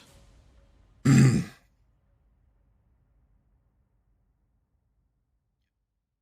way too much of these. Here, if you go with your heart, sometimes it's just easier when you just forget about things and just go with your heart, go with what you know, go with the flow. You know, if you feel that this is really good, keep it. You know, you kind of clean your mind a bit. You look at this and say, okay, creatures you control gain double strike. That seems good. You know what I mean? Double strike, that seems pretty good.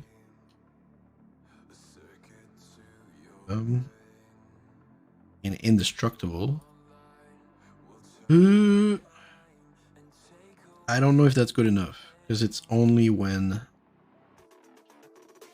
you have allies enter the battlefield, which means you can be like, yeah, I'm gonna keep a spell or something. I just feel like it's a lot just to give them indestructible. Let me just go there. This is insane. This is good. We have another one that does this. Where's the other one? There's another one that does this. Oh, maybe it's here.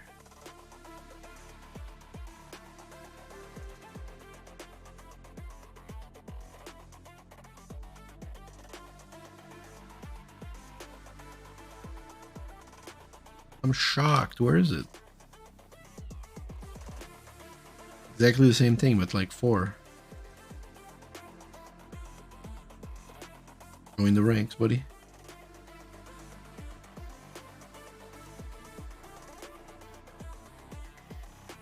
Yeah, they went from same cost, instant sorcery, 2/1/1 into 2/2/2. Right.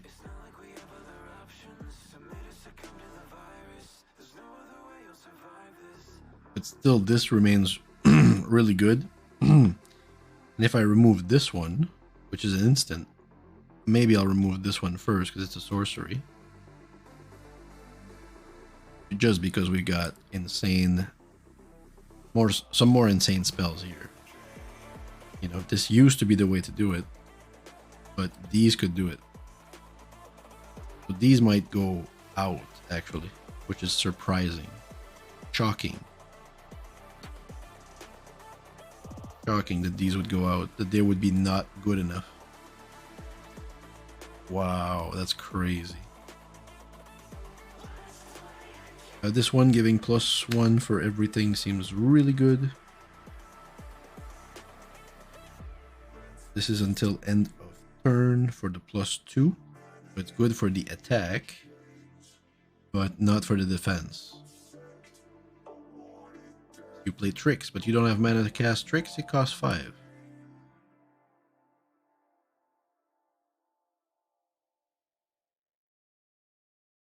He's gonna give lifelink and put +1 on himself. He can be a beast.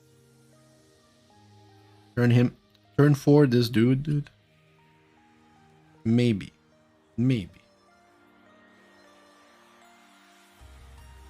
Tap target creature and opponent control.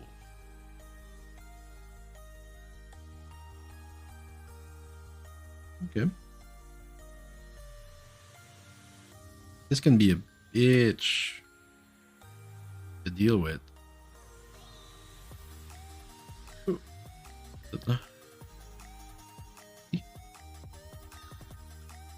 But you have to cast like many after that to really start like tapping stuff. I don't think it's the right way to go through. I do. You know? Because then if you start dropping three allies at a time for some way, you know, some fucking way,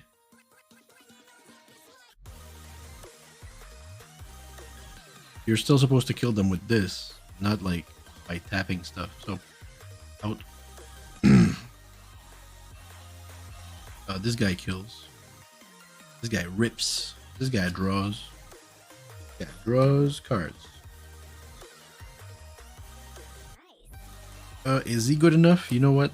He's the first one to get cut, I think. He is insane in 1v1. Because you don't deal with it, it just grows. Anyway. 1v1 casual for sure. You don't play that competitive. Oh.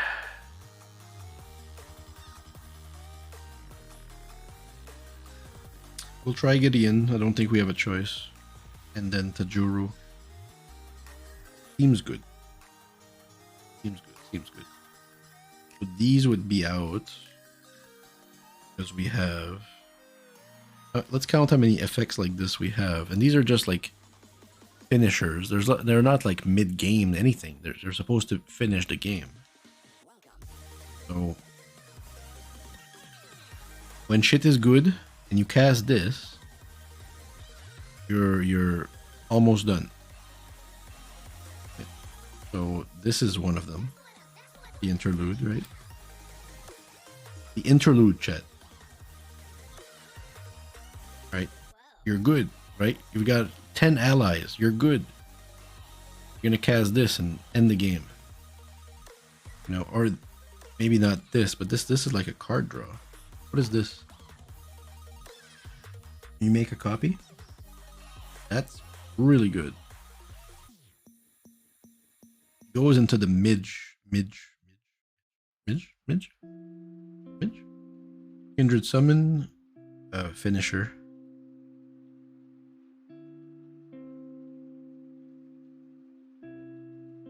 Brago, dude. Go Brago.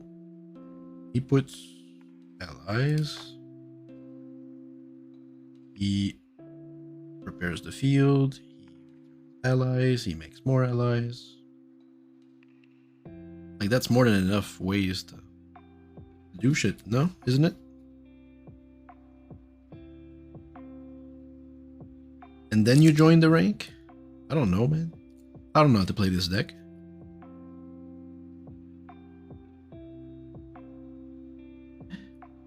I'll put them away because I can tell you this. If I miss those cards, I'll remember. I'll remember them. I'll be like, yeah, I think I need more allies. Instant. 2 at a time. Oh, I know which one I want. These. Very happy.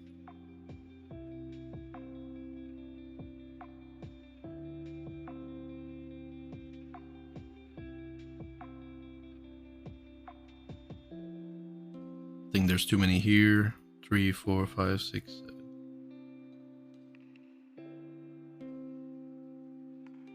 20? 26? 2026, that's like way more than I need here,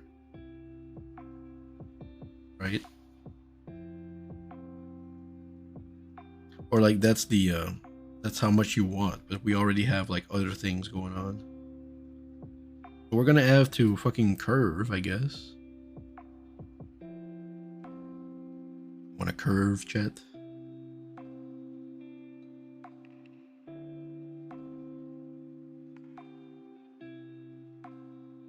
Curve with me, chat. Let's fucking curve. Some space, though.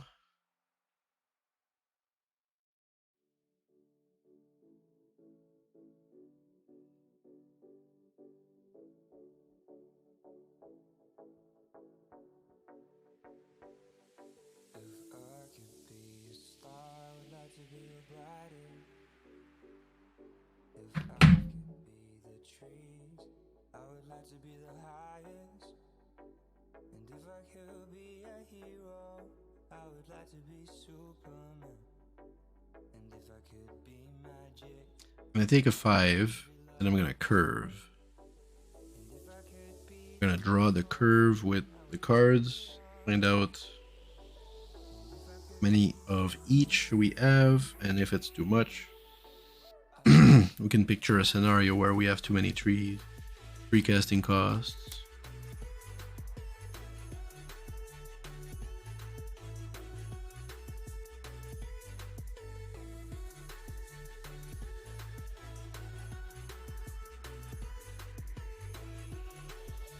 Hey, a 1 casting cost.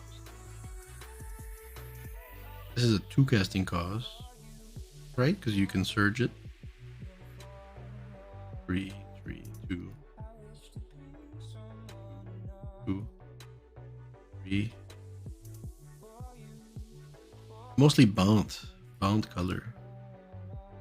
White, green, blue. A lot of red.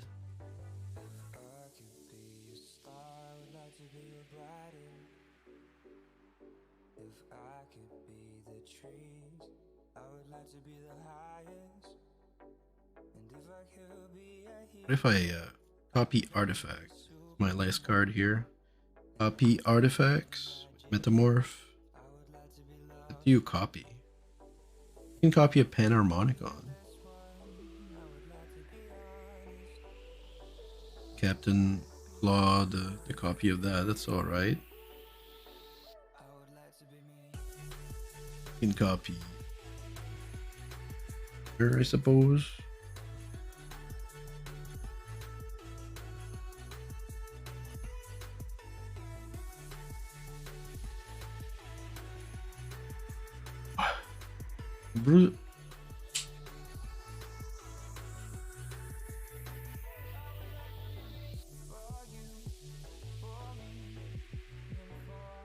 Dude. Jimmy gave up the ghost saying he needed land when he cast that, so I'm gonna make him pick between land and spells. Easy. Olivia has given me a really difficult choice here. I really need those lands, but the Sword of Dungeons and Dragons is one of the best cards in my deck because I'm rolling a D20 with it, not a D6. That means my As Luck would have it is gonna grow super fast, and I could win this game really quickly. Man, this is a really tough choice, but I think I'm just gonna have to get greedy. I'm actually much more interested in 3 spells than 2 lands at this point. Wow. So Jimmy takes the spells even though he needs the lands. This is becoming a pattern of his on game nights. All right, well, Jimmy, you can't claim Mana Screw on this episode. This was, you chose this, this is what you wanted to do. All right, well, now it really looks like there's no one that can really attack, so I will have to pass the turn. I'll untap and drop. Will you pay the 2 for Smothering Tide? I will not. Cool, I will make a treasure. All right, I will tap 3 for Keeper of the Sacred Word. When it comes into play, I choose a word. I'm actually going to make the word squirrel. Oh, nice. Fitting. This card seems really powerful because if she swings it in at someone and they don't block, all the other opponents have to do is just say the magic word 30, 40 times and boom, that's an instant one-hit kill. So this card is actually terrifying. And then I will tap 3 for Vivian, Champion of the Wilds. That's dope. Vivian's interesting because it allows Olivia to play things at flash speed. I'm not as familiar with all the silver bordered cards as I am with regular commander cards, so it's gonna be really hard to predict what might come out, so I really don't like this. I'll +1 Vivian and give Keeper of the Sacred Word Vigilance and Reach. So she's at 5 loyalty? Yes. Okay. Very nice. And that will be my turn. So with Bingo, Keeper of the Secret Word, and Vivian out, I'm feeling pretty good. I've got a solid board state. All right, I'll untap and I'll drop. Will you pay the 2 for Smothering Tide? No, you can have another treasure. Thank you. All right, so I draw my card for the turn and wow, I drew the perfect card. Of course he did. I can probably take somebody out right now. What? I don't like this. Oh no. Whoa, whoa, whoa, calm down there, Josh. Not like this. I mean, I built the deck to do a thing. I feel like I kind of have to, I kind of got to do the thing. I guess. I mean, your deck is crazy. It's got all these cards that I've never even seen before or wouldn't even consider putting in the commander deck, right? Yeah, and I got them all at cardkingdom.com/command zone. If you use that affiliate link when you order your Magic cards, products, singles, anything at all, you really are supporting all of our content, keeping the lights on around here, as we like to say, and we appreciate everyone that does that. Yeah, and I love the unsilvered product because they have so many wacky themes, and a way to capitalize on having those awesome themes in your own world is by buying Ultra Pro products. So they have playmats, sleeves, everything that you want to deck out your playmat in your area and make it look awesome. And trust me, there's lots of really cool stuff. Yeah, Ultra Pro always makes the best stuff to protect your stuff. You really want your game pieces to stay in the best possible condition. Yes. Ultra Pro really makes that happen. Well, one player is about to not stay in great condition, right? somebody's gonna be, they're gonna be a little bit burnt. To all the way to. I mean, I hope so. I hope this works out. Yeah. All right. Well, let's see what happens. Wow, I drew the perfect card. I can probably take somebody out right now. What? I don't like this. Oh no. Josh can just kill someone? That means he has to cast 4 spells this turn. And each of those has to have the right numbers on them. This is very scary. I did not expect this at all. At least he can only kill 1 player at a time with it, but he has basically promised destruction of somebody on this table. Not it.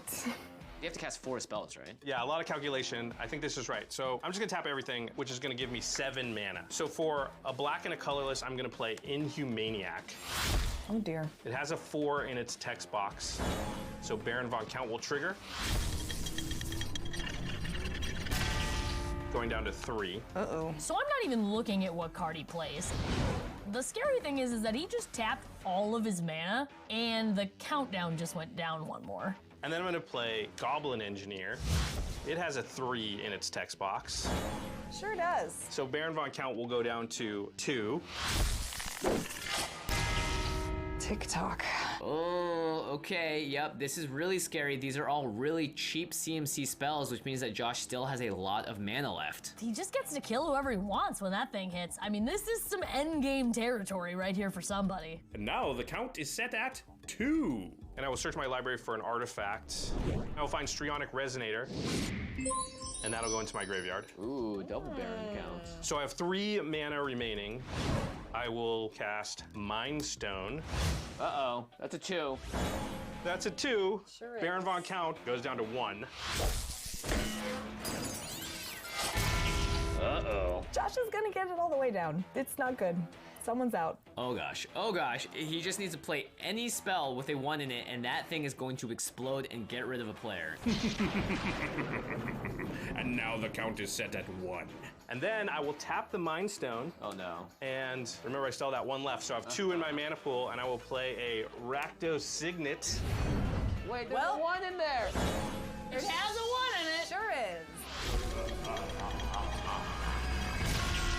Uh-oh. The madman has done it. Somehow we went from 4 to 0 in a single turn. So trigger on the stack. Destroy target player. I have a decision ahead of me. It's my first time on game nights. I just got here. He's not gonna kill me now, right? Who could be that cruel? Please, someone else. Don't pick me. I just got my entire board started. I just drew the best card in my deck. Please don't pick me, Josh. So I'm weighing my options. There's Olivia, who didn't choose me for arm wrestling, and honestly, that's pretty insulting. There's Tappy, who isn't very good at arm wrestling, and I don't respect that. And then there's Jimmy, who has Mindslaver locked me before, and, well, I don't really actually need any other reasons. It's definitely Jimmy. I'm killing Jimmy.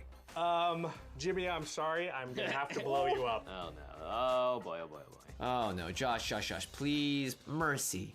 Please, mercy. No, Mr. Wong. I expect you to die. Wait, what? What? No! I'm like shackled in. I'm like, come on. Ah, who's gonna rescue me? I'm James Wong. I got this. Oh, no?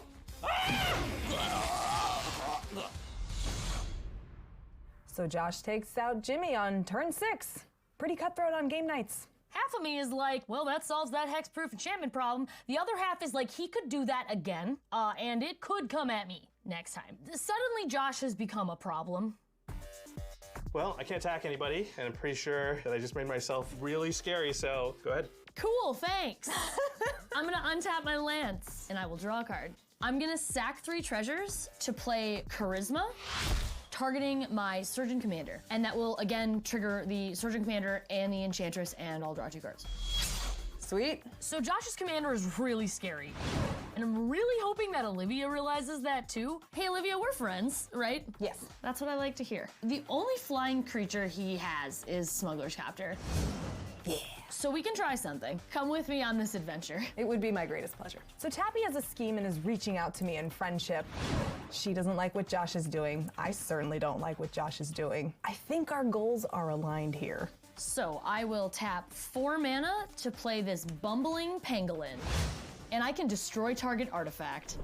Oh my gosh. Oh, really? That's gonna be Josh's Smuggler's Copter. Oh no. And now Josh has no flying blockers. I don't quite have a creature that can kill him, but I see someone who does. On the trigger of a creature entering the battlefield, I can return Afara's Enlightenment to my hand. So I will tap 3 mana, I will lose 1 to the City of Brass, and I will cast Afara's Enlightenment on Olivia's Keeper of the Sacred Word. So you're enchanting Olivia's creature? The mix these cards is so Okay, so it gets fun. +1/+1 counter. Yep. And it flies. And it flies. That's a good idea. Oh no. Hey, buddy. So Tappy casts her enchantment onto Olivia's creature. The creature that Tappy Maybe that's how you need to play this. Board a bunch of times and pump to an You infinite just have like size. 1 booster of I'm in huge trouble. an unset. Tappy can say squirrel. I'm tapped out of mana, but my Surgeon Commander can tap for Maybe any color, open so it I'm going to tap in addition for to a green mana your to 3 play boosters. half squirrel, half. And that will augment my flavor. Bumbling Pangolin. You get to draft it too, so you can do these if you want. Ah, very nice. And because of my commander, I will draw a card. All right. Nice. And you said Or maybe the you word do a book. seal, I don't know, or Keeper 6 of the packs. Sacred Word is a 6/7. I'm getting myself warmed up. Yeah, it's a teaser of things Or to 2 come. right? packs. And 3, I And don't know. I will definitely pass the turn to my good friend, Olivia. I'll untap and I'll draw.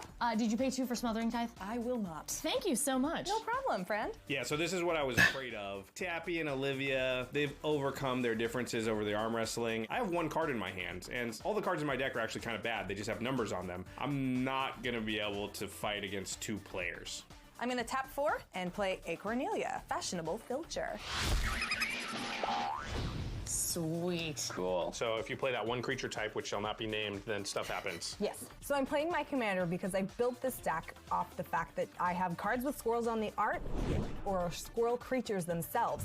I need to use her because in my hand are cards with squirrels in the art. But first, let's get Josh out of the game. Josh, what's your life total? 39. I will swing in with Keeper of the Sacred Word. So Josh is at 39 life, and Olivia's creature is 3 power, so I have to say squirrel, like, nah, whatever. Squirrel, squirrel, squirrel, squirrel, squirrel, squirrel, squirrel, squirrel, squirrel, squirrel, squirrel, squirrel, squirrel, squirrel, squirrel, squirrel, squirrel. Okay, I think she said it enough times. It's big. It's big. It's definitely gonna kill me. She doesn't have to say it anymore. Squirrel, squirrel, squirrel, squirrel, squirrel, squirrel, squirrel, squirrel, squirrel, squirrel, squirrel, squirrel, squirrel, squirrel. Yeah, no, he's still saying it. Okay. Got a special place for these. Squirrel, squirrel, squirrel, squirrel. Need a big box for like stuff. Didn't mean to buy it 2 weeks later. I'm sure our editors kept track of exactly how big it is. Okay, I will take a lot of damage from the squirrel. It's actually gonna be more now. Cards. That's a big creature. I'm very dead. I didn't really Could have die to, like, played. a lot of squirrels, but it felt like I did because they said the word squirrel so much that I felt like I was saying. So now it's just me and Tappy, and the deal ended when Josh ended, so I gotta start clearing her board out too. So I'm gonna tap 3 for Kill Destroy. And target your commander. Well, that's rude. I will send him back to the command zone.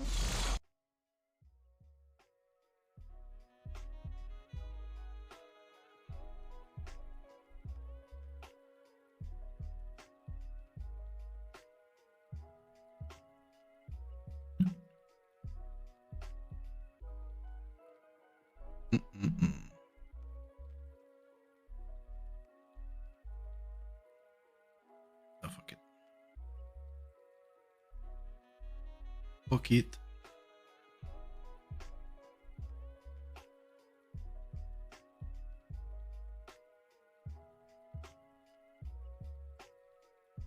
Oh, a bunch of ifs. Well, maybe not this. I want to curve out with these, or these, or these. They're just automatic. You've got to go in.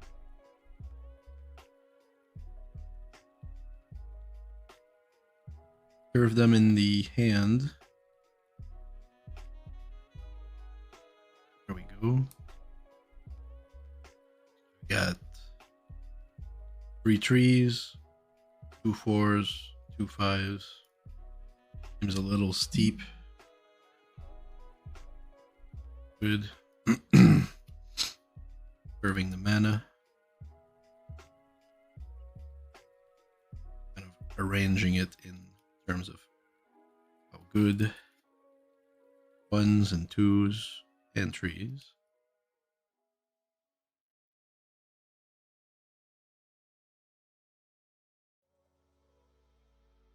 Five, 4, 4, 4. A lot more. This one might just get cut because of how much it really costs.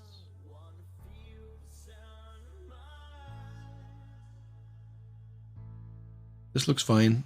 This looks really good. Just right on curve, perfectly positioned. Get to play something like this, turn 7, and this. Like this first and then something else, just regular stuff.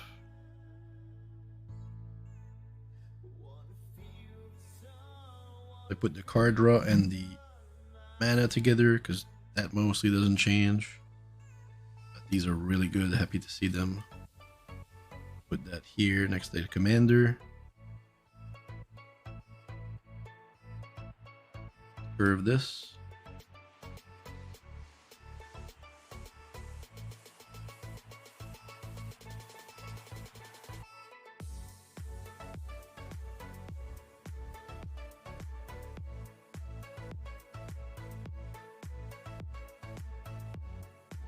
In this deck, 5 things that cost 5 doesn't seem too bad. Until you have like 6 things that cost 4.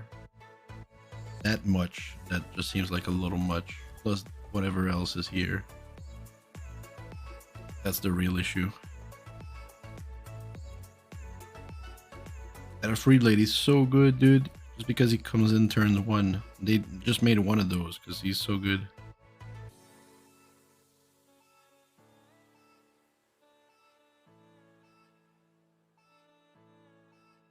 Got the copies. Put here. And the regulars. Oh, is this a regular? This is worse than a copy, I think.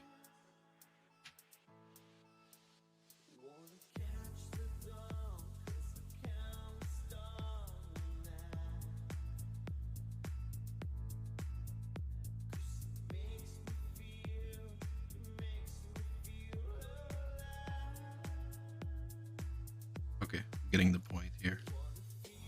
There's a lot that costs too.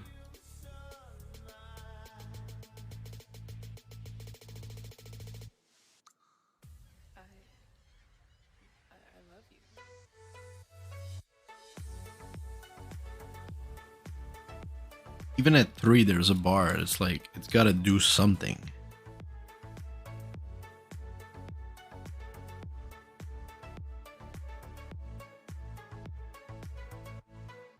Gotta do something that a 2 can't do.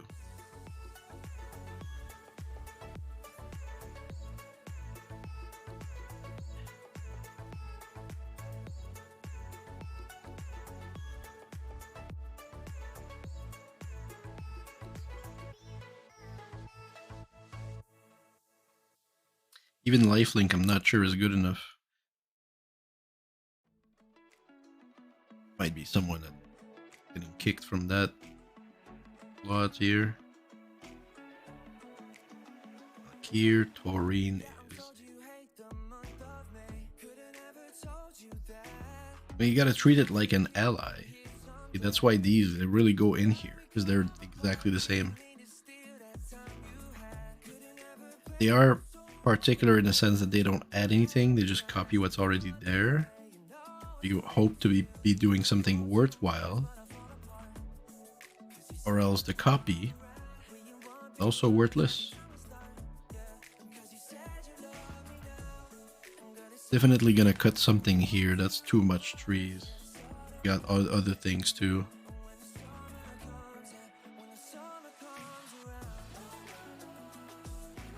But you would cut this before you cut here, still.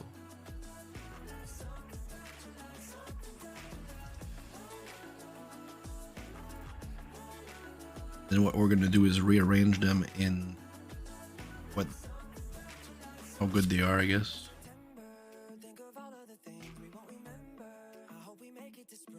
And then we got different kinds of analysis to put them through, like how would they really do in Commander versus 1v1. What I remembered them for. God damn, there's so many.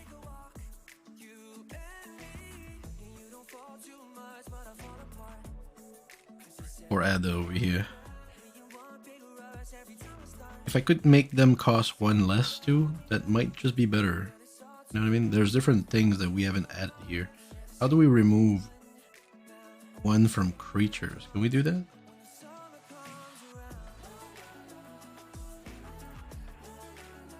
I don't know if that's that exists.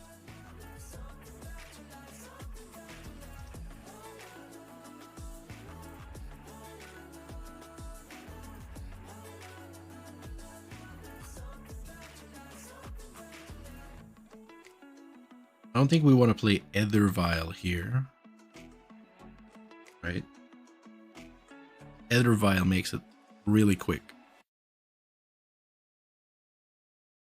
You know, Etherviles can close a game in 3 turns, what it could normally do in 5 or 6.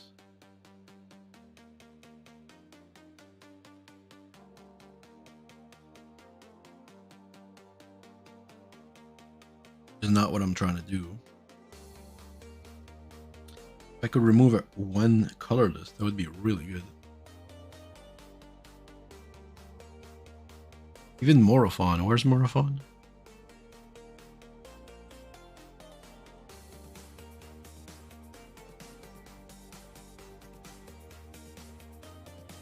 Orophon here is really not the best because they mostly only cost one of a color. Orophon wants to pay for a lot of colors, you know?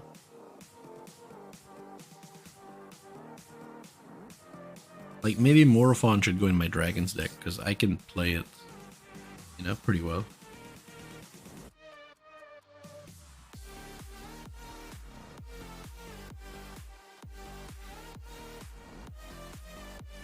Here, I would prefer to have anything that makes me draw because I play creatures. Like, play a creature, draw a card, play another creature, draw a card. If I can get something like that, that would be pretty good, I think.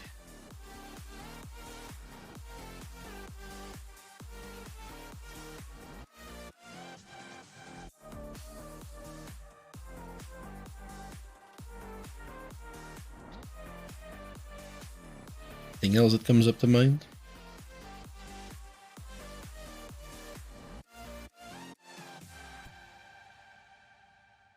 There's a lot of ideas that are not in here, right? Because they're just like base backbone allies, right? We've had to cut like half of them. There's a lot of good cards that should be here. I don't know if I'll ever like cut here, you know what I mean? Like this, just to keep like this stuff. So clearly some of this has to go.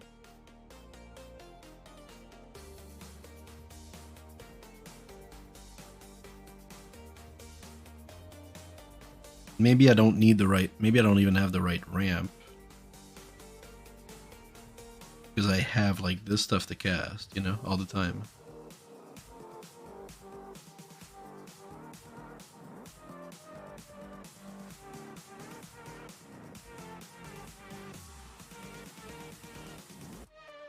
Anyway, we'll leave it at that for tonight. It's a good start already. We've gone through a lot of cards just to get here. We're gonna have the hard job to cut some things that are not gonna make conclusive analysis. And when you actually start pondering on how to use them in Commander multiplayer.